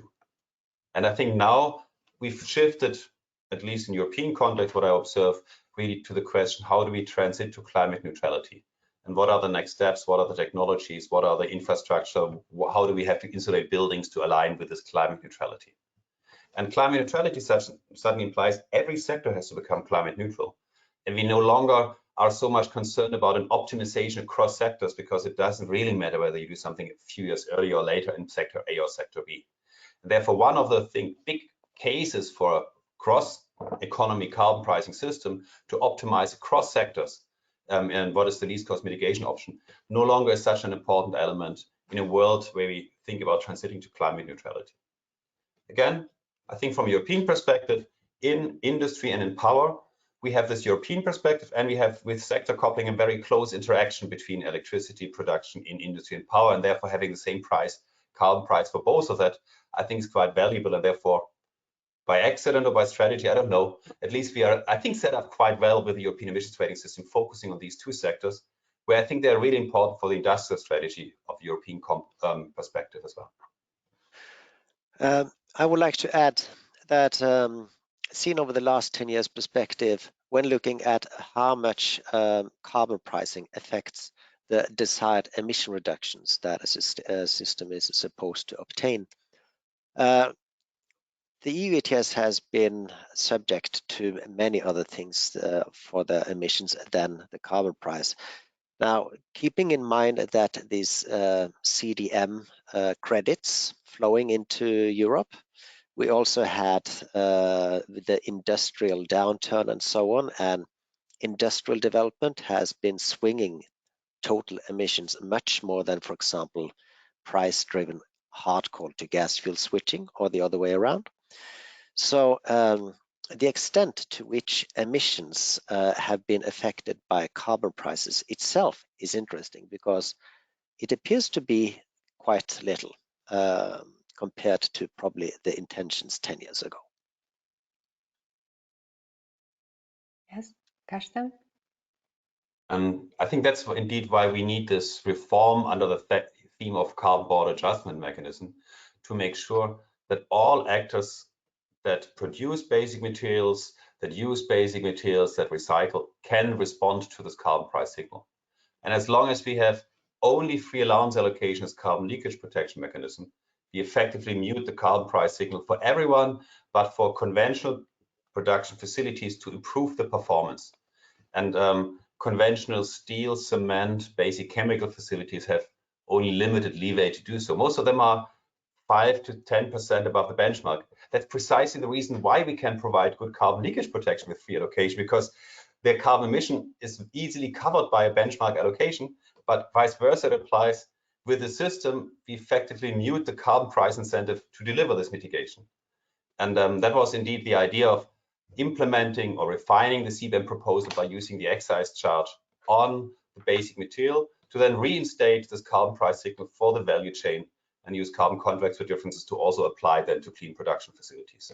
And that's the debate still going on across Europe right now. I'm looking forward to see what the final proposal is going to be mid of July by the Commission.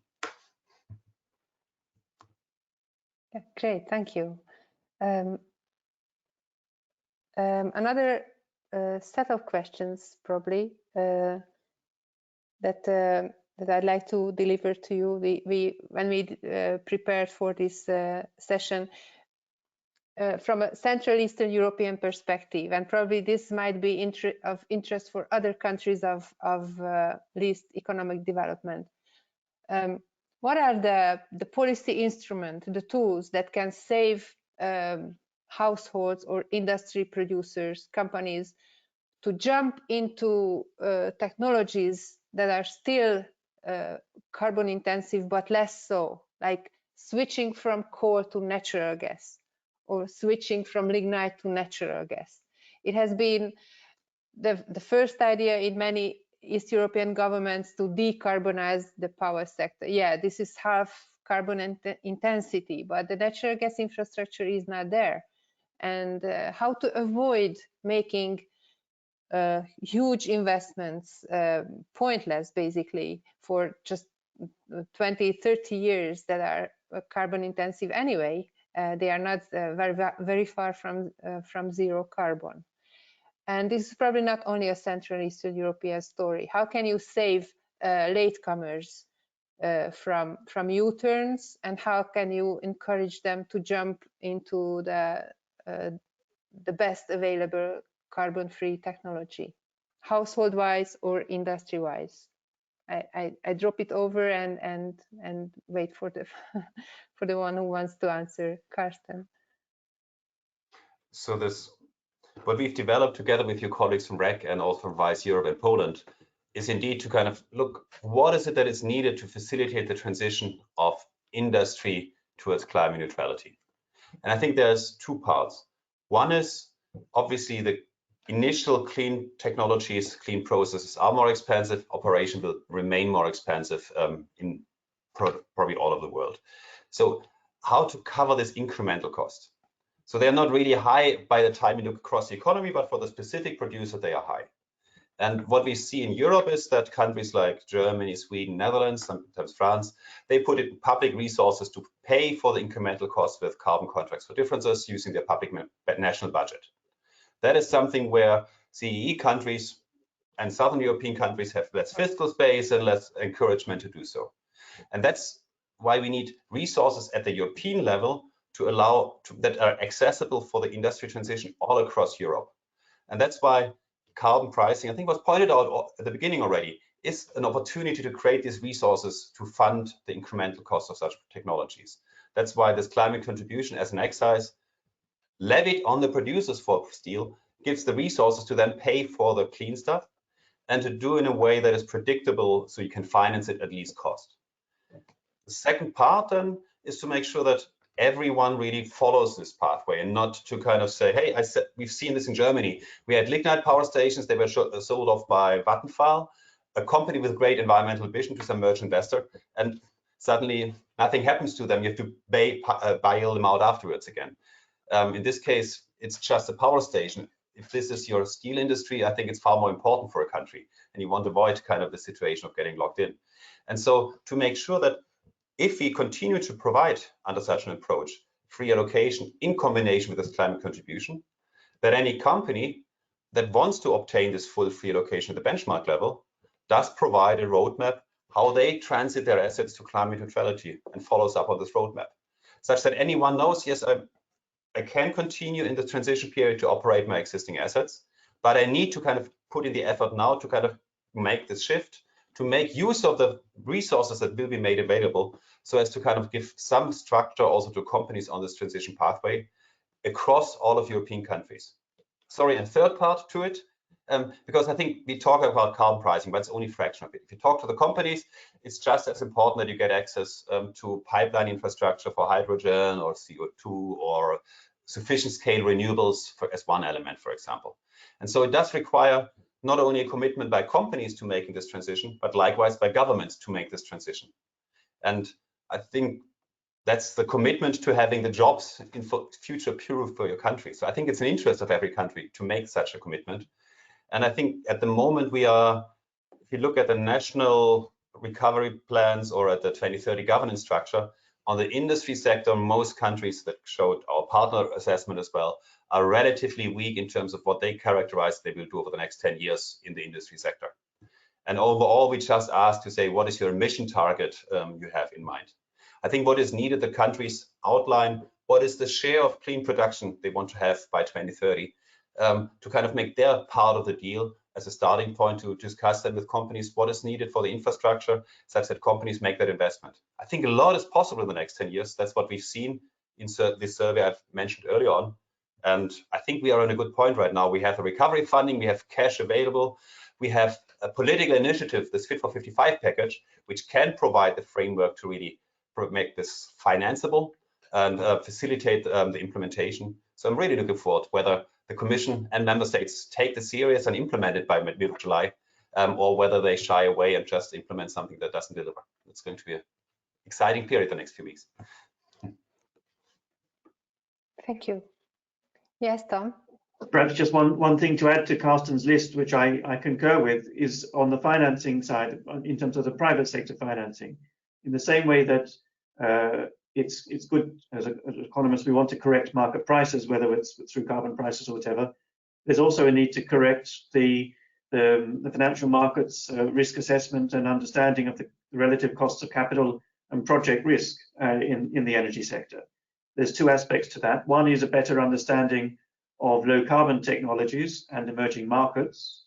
The more informed and familiar bankers and financiers become with those new markets and the business models that will work, then they'll see those as less risky, and therefore the capital cost of such projects should decline.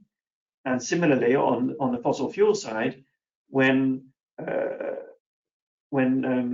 investors take seriously the prospects of decarbonization, of the expectation of regulation or tighter standards or higher carbon prices indeed, then their understanding of the future of fossil fuel energy part of the market is greatly changed. It's much higher risk. There's higher risks of stranded assets and of infrastructure problems, and therefore the cost of capital in those traditional areas should rise to reflect that growing risk.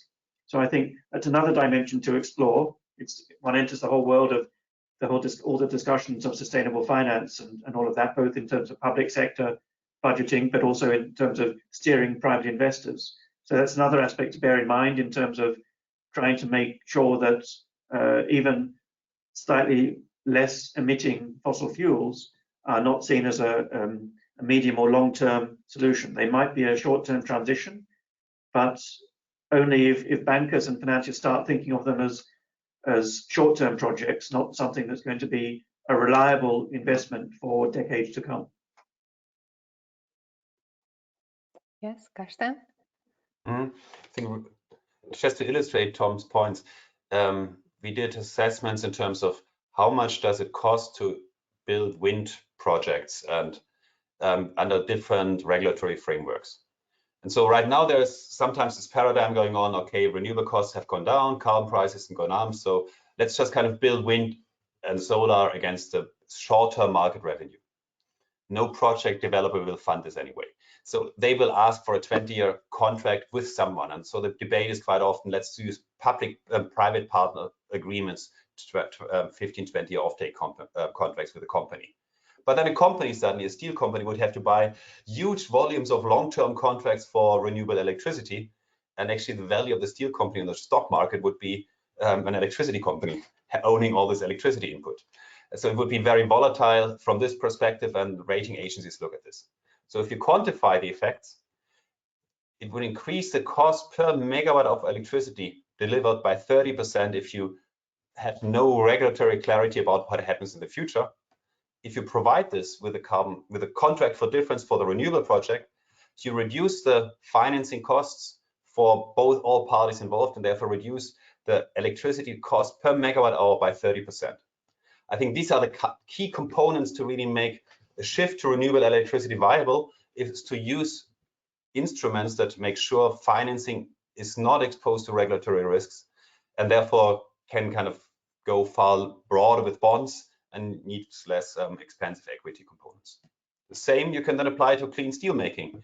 If you make the assessment of you invest against the volatile carbon price, then our assessment is you need more than €100 carbon price for a clean steel plant. If you have a carbon contract for difference that guarantees for the specific project the carbon price revenue per ton of CO2 saving, then you are somewhere between 70 and €80 per ton carbon price that suffices to make a clean steel plant viable. So I think this financial arrangements and regulatory framework for this are really crucial to make this successful. And do you think you can somehow apply that for the household buildings sector? Because in all our countries, 40% of primary energy supply goes for household energy, heating and cooling, and a huge part of that fleet is simply not financeable on a commercial basis. The major turnover happens in like decades long investment cycles, I mean.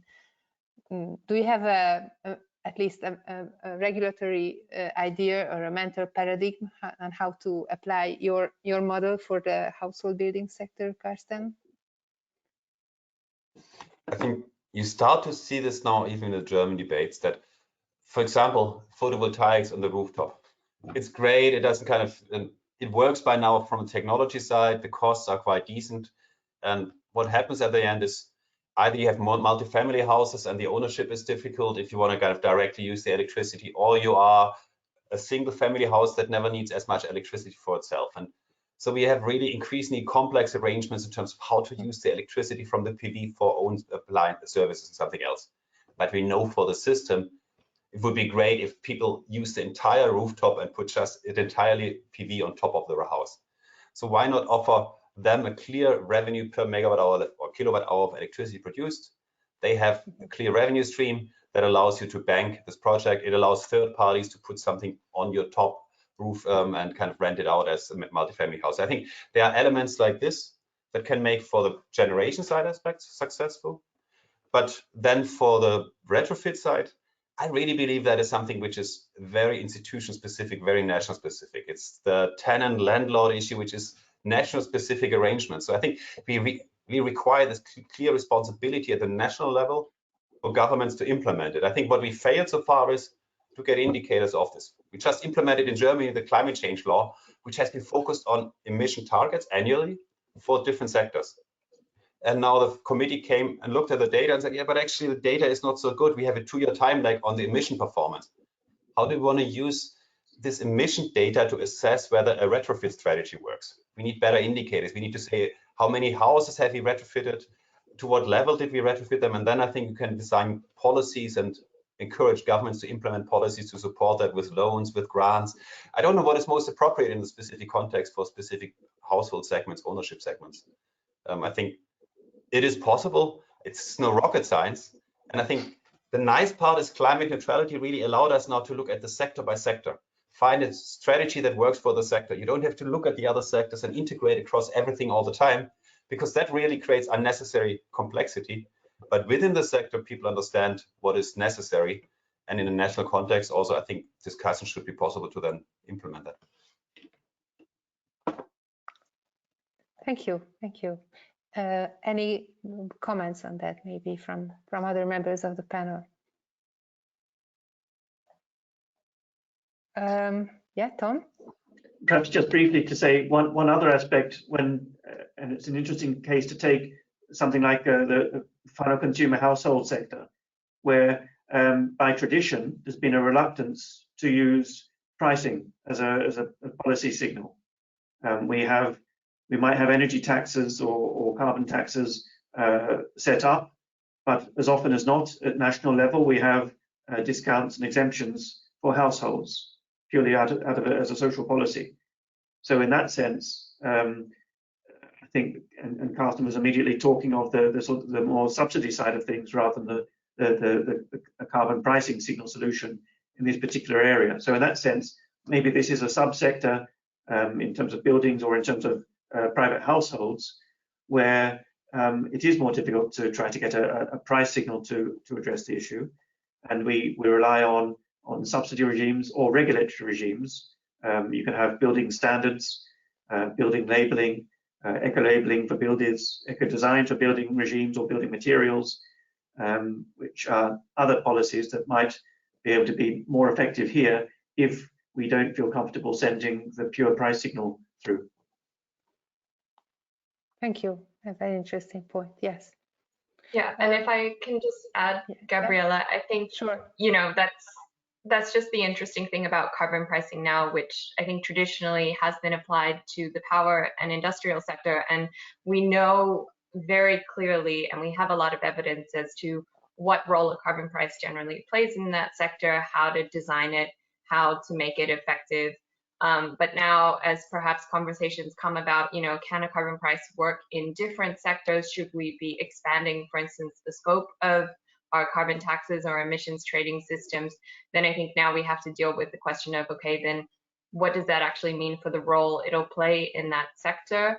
I think, you know, in general, there's a lot to be said about, you know, the advantages of having broader coverage, but it could be the case that, you know, as a trade-off of that, you're perhaps having a carbon price in that sector that's really doing more of a backstop role or operating very differently as to the kind of effectiveness you've seen in the power sector. Or, you know, perhaps it just has to be that the conversation should be, well, in the building sector, I think it's more going to be a case of, you know, like Tom and Karsten were saying, talking about subsidies and building codes, but perhaps you could use the revenue stream generated by carbon pricing instruments to fund some of those policies or manage some of the distributional impacts for households and buildings as a result of your climate strategy overall. Thank you.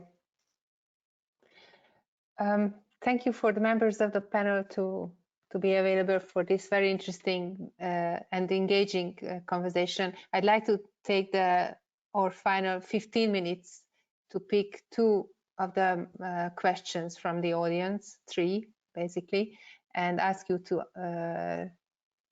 probably answer. I see that Tom already typed in his answer to one. Thank you very much, Tom.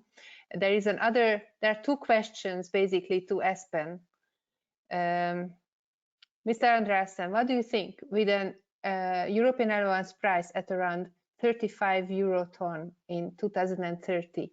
Is the 55% EU reduction target achievable? That's one of the questions to you. And the second one is, what can we predict? Will the upward trend continue in the EU ETS? Is it possible that the EU will contribute a carbon price floor or carbon corridor to tackle some efficiency problems?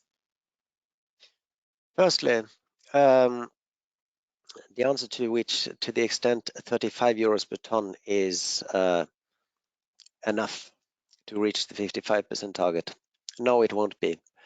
But the carbon price is only for the EU ETS part. So the EU ETS part is also a system where the 2030 maximum legal cap is established under, based on this impact assessment from the European Commission back in September. We have an expectation of what will eventually become the maximum legal cap and so on. It sets the score for how tight the balance will be. So the EU ETS is a system that takes care of itself. It takes care of the emissions pretty much decreasing through the pricing mechanism. But we have also the non-traded sector, and to get those crucial emission reductions that will be required there, that is another story. We have as we have observed for the last 10 years, the progress going very slowly. This is first and foremost because of the transport sector, constituting some 950 million tons of CO2 equivalents or so. It's no real decreases we see there for a while. So I think the answer would be no. I don't think 35 euros per ton would be enough to help with the 55% target, but that based on our findings in late February, we concluded that will be balancing long-term available supply within the carbon market with demand. The second question, that was about a corridor, right? Yes. Well, I think that is a tricky question. We already have interference with the EU ETS market having occurred numerous of times with backloading, with market stability reserve, and it is getting a more and more complicated system with less predictability. We have had major political changes occurring many times, with also kind of a pricing corridor. Well, this could affect some of the system's predictability somehow, but on the other hand, perhaps that could make a faster emission reduction than intended or so. So, well, I think it is a difficult question, and maybe I would like to pass that on to Karsten. Well, I think for me the question is, what is the objective of a corridor? If we are talking about who wants to have very stable prices? For investment, you're really worried about a downside risk if you have a climate neutral investment and the price drops. Now, as I indicated earlier on, I don't see that for the next years to come, we would have significant shares of renewable investments without contract for differences or similar regulatory guarantees, because like in the carbon market, the power market is full of regulatory developments that are coming up as we are shifting to more flexibility and everything else coming around it. And it's tons of regulatory risk that otherwise makes investments really expensive. Therefore, they are hedged with public carbon contracts for differences, which gives good incentive structures, but hedges this part. So they don't care at the end what is the highest carbon price level. The same for investments in climate neutral production facilities. I think in most sectors, the costs that the carbon price you need are somewhere between 60, 80, 90, perhaps a bit above this in the chemical sector, euro per ton of CO2 savings. This is not something that you would invest in now, even if someone projects you the carbon price goes up over the next 15 years to 150, because it could go the other way as well. So actually to get companies to really make this investment, other than one or two philanthropic investments that might be symbolic for CSR and other purposes, but to make it at the scale that we need, again, we have to secure the carbon saving revenue and therefore give them carbon contracts for differences to make these investments happen. And we don't undermine any incentives for these companies because they still want to save costs and everything, so it doesn't undermine the market functioning through this. But so the two actor groups where we need carbon price stability for investment purposes, we cover with contracts for difference, carbon contracts for differences. And then I'm less concerned about what is the precise volatility that we have. And I think the carbon price signal altogether helps us a bit to understand the balance between supply, demand, also anticipate what happens in the future. Are we roughly on track? And I think the market stability reserve has been really effective in taking out surplus or putting into the reserve, such that today's prices get a far better indication now of what the expectation is in the coming years. And that's precisely what the carbon market is supposed to do. And I think now finally does it because the market stability reserve does its trick. Thank you. And the final question from the audience. IEA says we need new technology and innovation to reach the climate goals. If the carbon pricing will happen with geographic differences, would it impact the phase of the required innovation positively in the geographic sense, meaning those regions with higher carbon prices will have higher or faster innovations in clean technology? Who would like to answer this? I can certainly start. I think we, in our report, are crystal clear that it's a global story and it's a single pathway. And we know that decarbonisation and the delivery of net zero will be, there's almost an infinite number of pathways, and they'll differ per country, per region, almost per city, depending on circumstances, resources, wealth, political motivation. There's a range of different factors which will mean that different policies will be used. And as Marissa said earlier, the carbon price might be used explicitly, or there might be other measures used that reflect it only implicitly, or as a shadow carbon price to deliver on things, and together with either regulatory measures or others. All of those will create different pathways, and yes, the rate of innovation will be one of the factors which is affected by those different pathways and the different policy choices made. I guess to some extent there'll be spillovers, because once technology does evolve and develop, it will have benefits across the world. I think to some extent Europe claims a lot of responsibility for the scaling up and the driving down of costs of renewables. But I think the states also claim some responsibility for that with their measures. But either way, whatever measures are driving it, we've clearly had a spillover internationally to lower technology costs of wind and solar, even though it was measures in a limited number of regions around the world which was driving that innovation or scaling up. So yes, there'll be different pathways, different carbon pricing, different policies, and different rates of innovation as a consequence. But I don't think that's necessarily a bad thing. That's just reflecting the nature of the disparate resource allocations around the world and all the different factors which shape these things. Thank you. Let me focus on industry again. I think the traditional thinking is always, okay, we have conventional coal-based production processes and shift them to clean processes. And that's big stuff. And at the end, that's stuff where governments can make choices upon that. And so I think any government that has sufficient public resources can fund clean processes and make this shift happen without any carbon price elements around that, if desired. And I think that will happen in Europe if we don't get the ETS reform right now. Then the countries that have the fiscal space will fund it, and other countries will be left behind. That's I think, the risk we face. But the second part is half of the mitigation in basic materials is from better material use, from better recycling. And this material use and recycling is far more actors are involved in this in the entire process around this.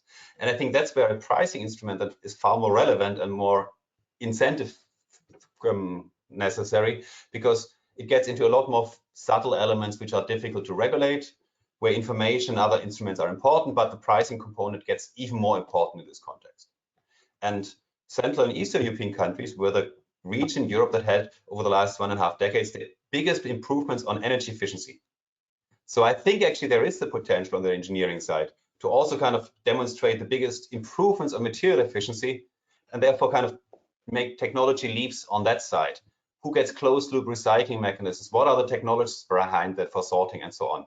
I think this is quite a new field that will have huge potential, because we save not only the carbon of primary production, but also the resources. We just mentioned earlier how expensive steel nowadays is, how expensive chemicals can become with oil prices. And I think this is a huge opportunity as well to look at material efficiency, which I think has been ignored for a long time because it was somehow outsourced as resource efficiency and not really looked at by many, at least from our climate perspective here. And so I think that's where I feel the carbon pricing will be quite important and difficult to kind of achieve the objectives without a price-based instrument. And what do you think, Marissa? Are the countries who have small or no carbon pricing ambitions do not worry about getting backlegged in carbon innovation, new technology? Yeah, I mean, I basically agree with what Tom and Karsten was saying, and I think also in terms of whether or not you choose to do carbon price is going to be really contingent on your jurisdiction and the region. You know, probably for a lot of Central European, Eastern European, Western Balkans, I mean, just the driving factor of EU alignment is probably going to be playing a much more powerful role in deciding their climate strategy mix, and their putting in place a carbon price is going to make a lot of sense. And you can also see, for instance, how a carbon price can not only send a really useful long-term planning investment signal, but also, particularly again in the EU context, how they've used a share of that revenue to, for instance, invest in research and development, which is going to be tackling a lot of those barriers that you see in, you know, that early upstream innovation that a high carbon price is not necessarily going to solve. So I think that's the only additional point I would add. Otherwise, I'll just start parroting again what Tom and Karsten were already saying. Thanks. Thank you. I think it was a very interesting conversation. I really enjoyed the panel. I hope we answered most of the questions that were formed by your audience. I really like to take the opportunity to thank you for your contribution to this valuable event. Hope to stay in touch. I'd like to draw the audience attention that your presentations will be made available on our website at REKK.hu. So anyone who would like to read back and see some details that were missed, feel free to jump into our website. Thank you very much again, and hope to continue these the interesting discussions soon in the future. Thank you very much. It's been a pleasure. Thank you, Tom. Thank you, Espen. Thank you, Marissa. And thank you, Karsten. Bye. Bye. Goodbye.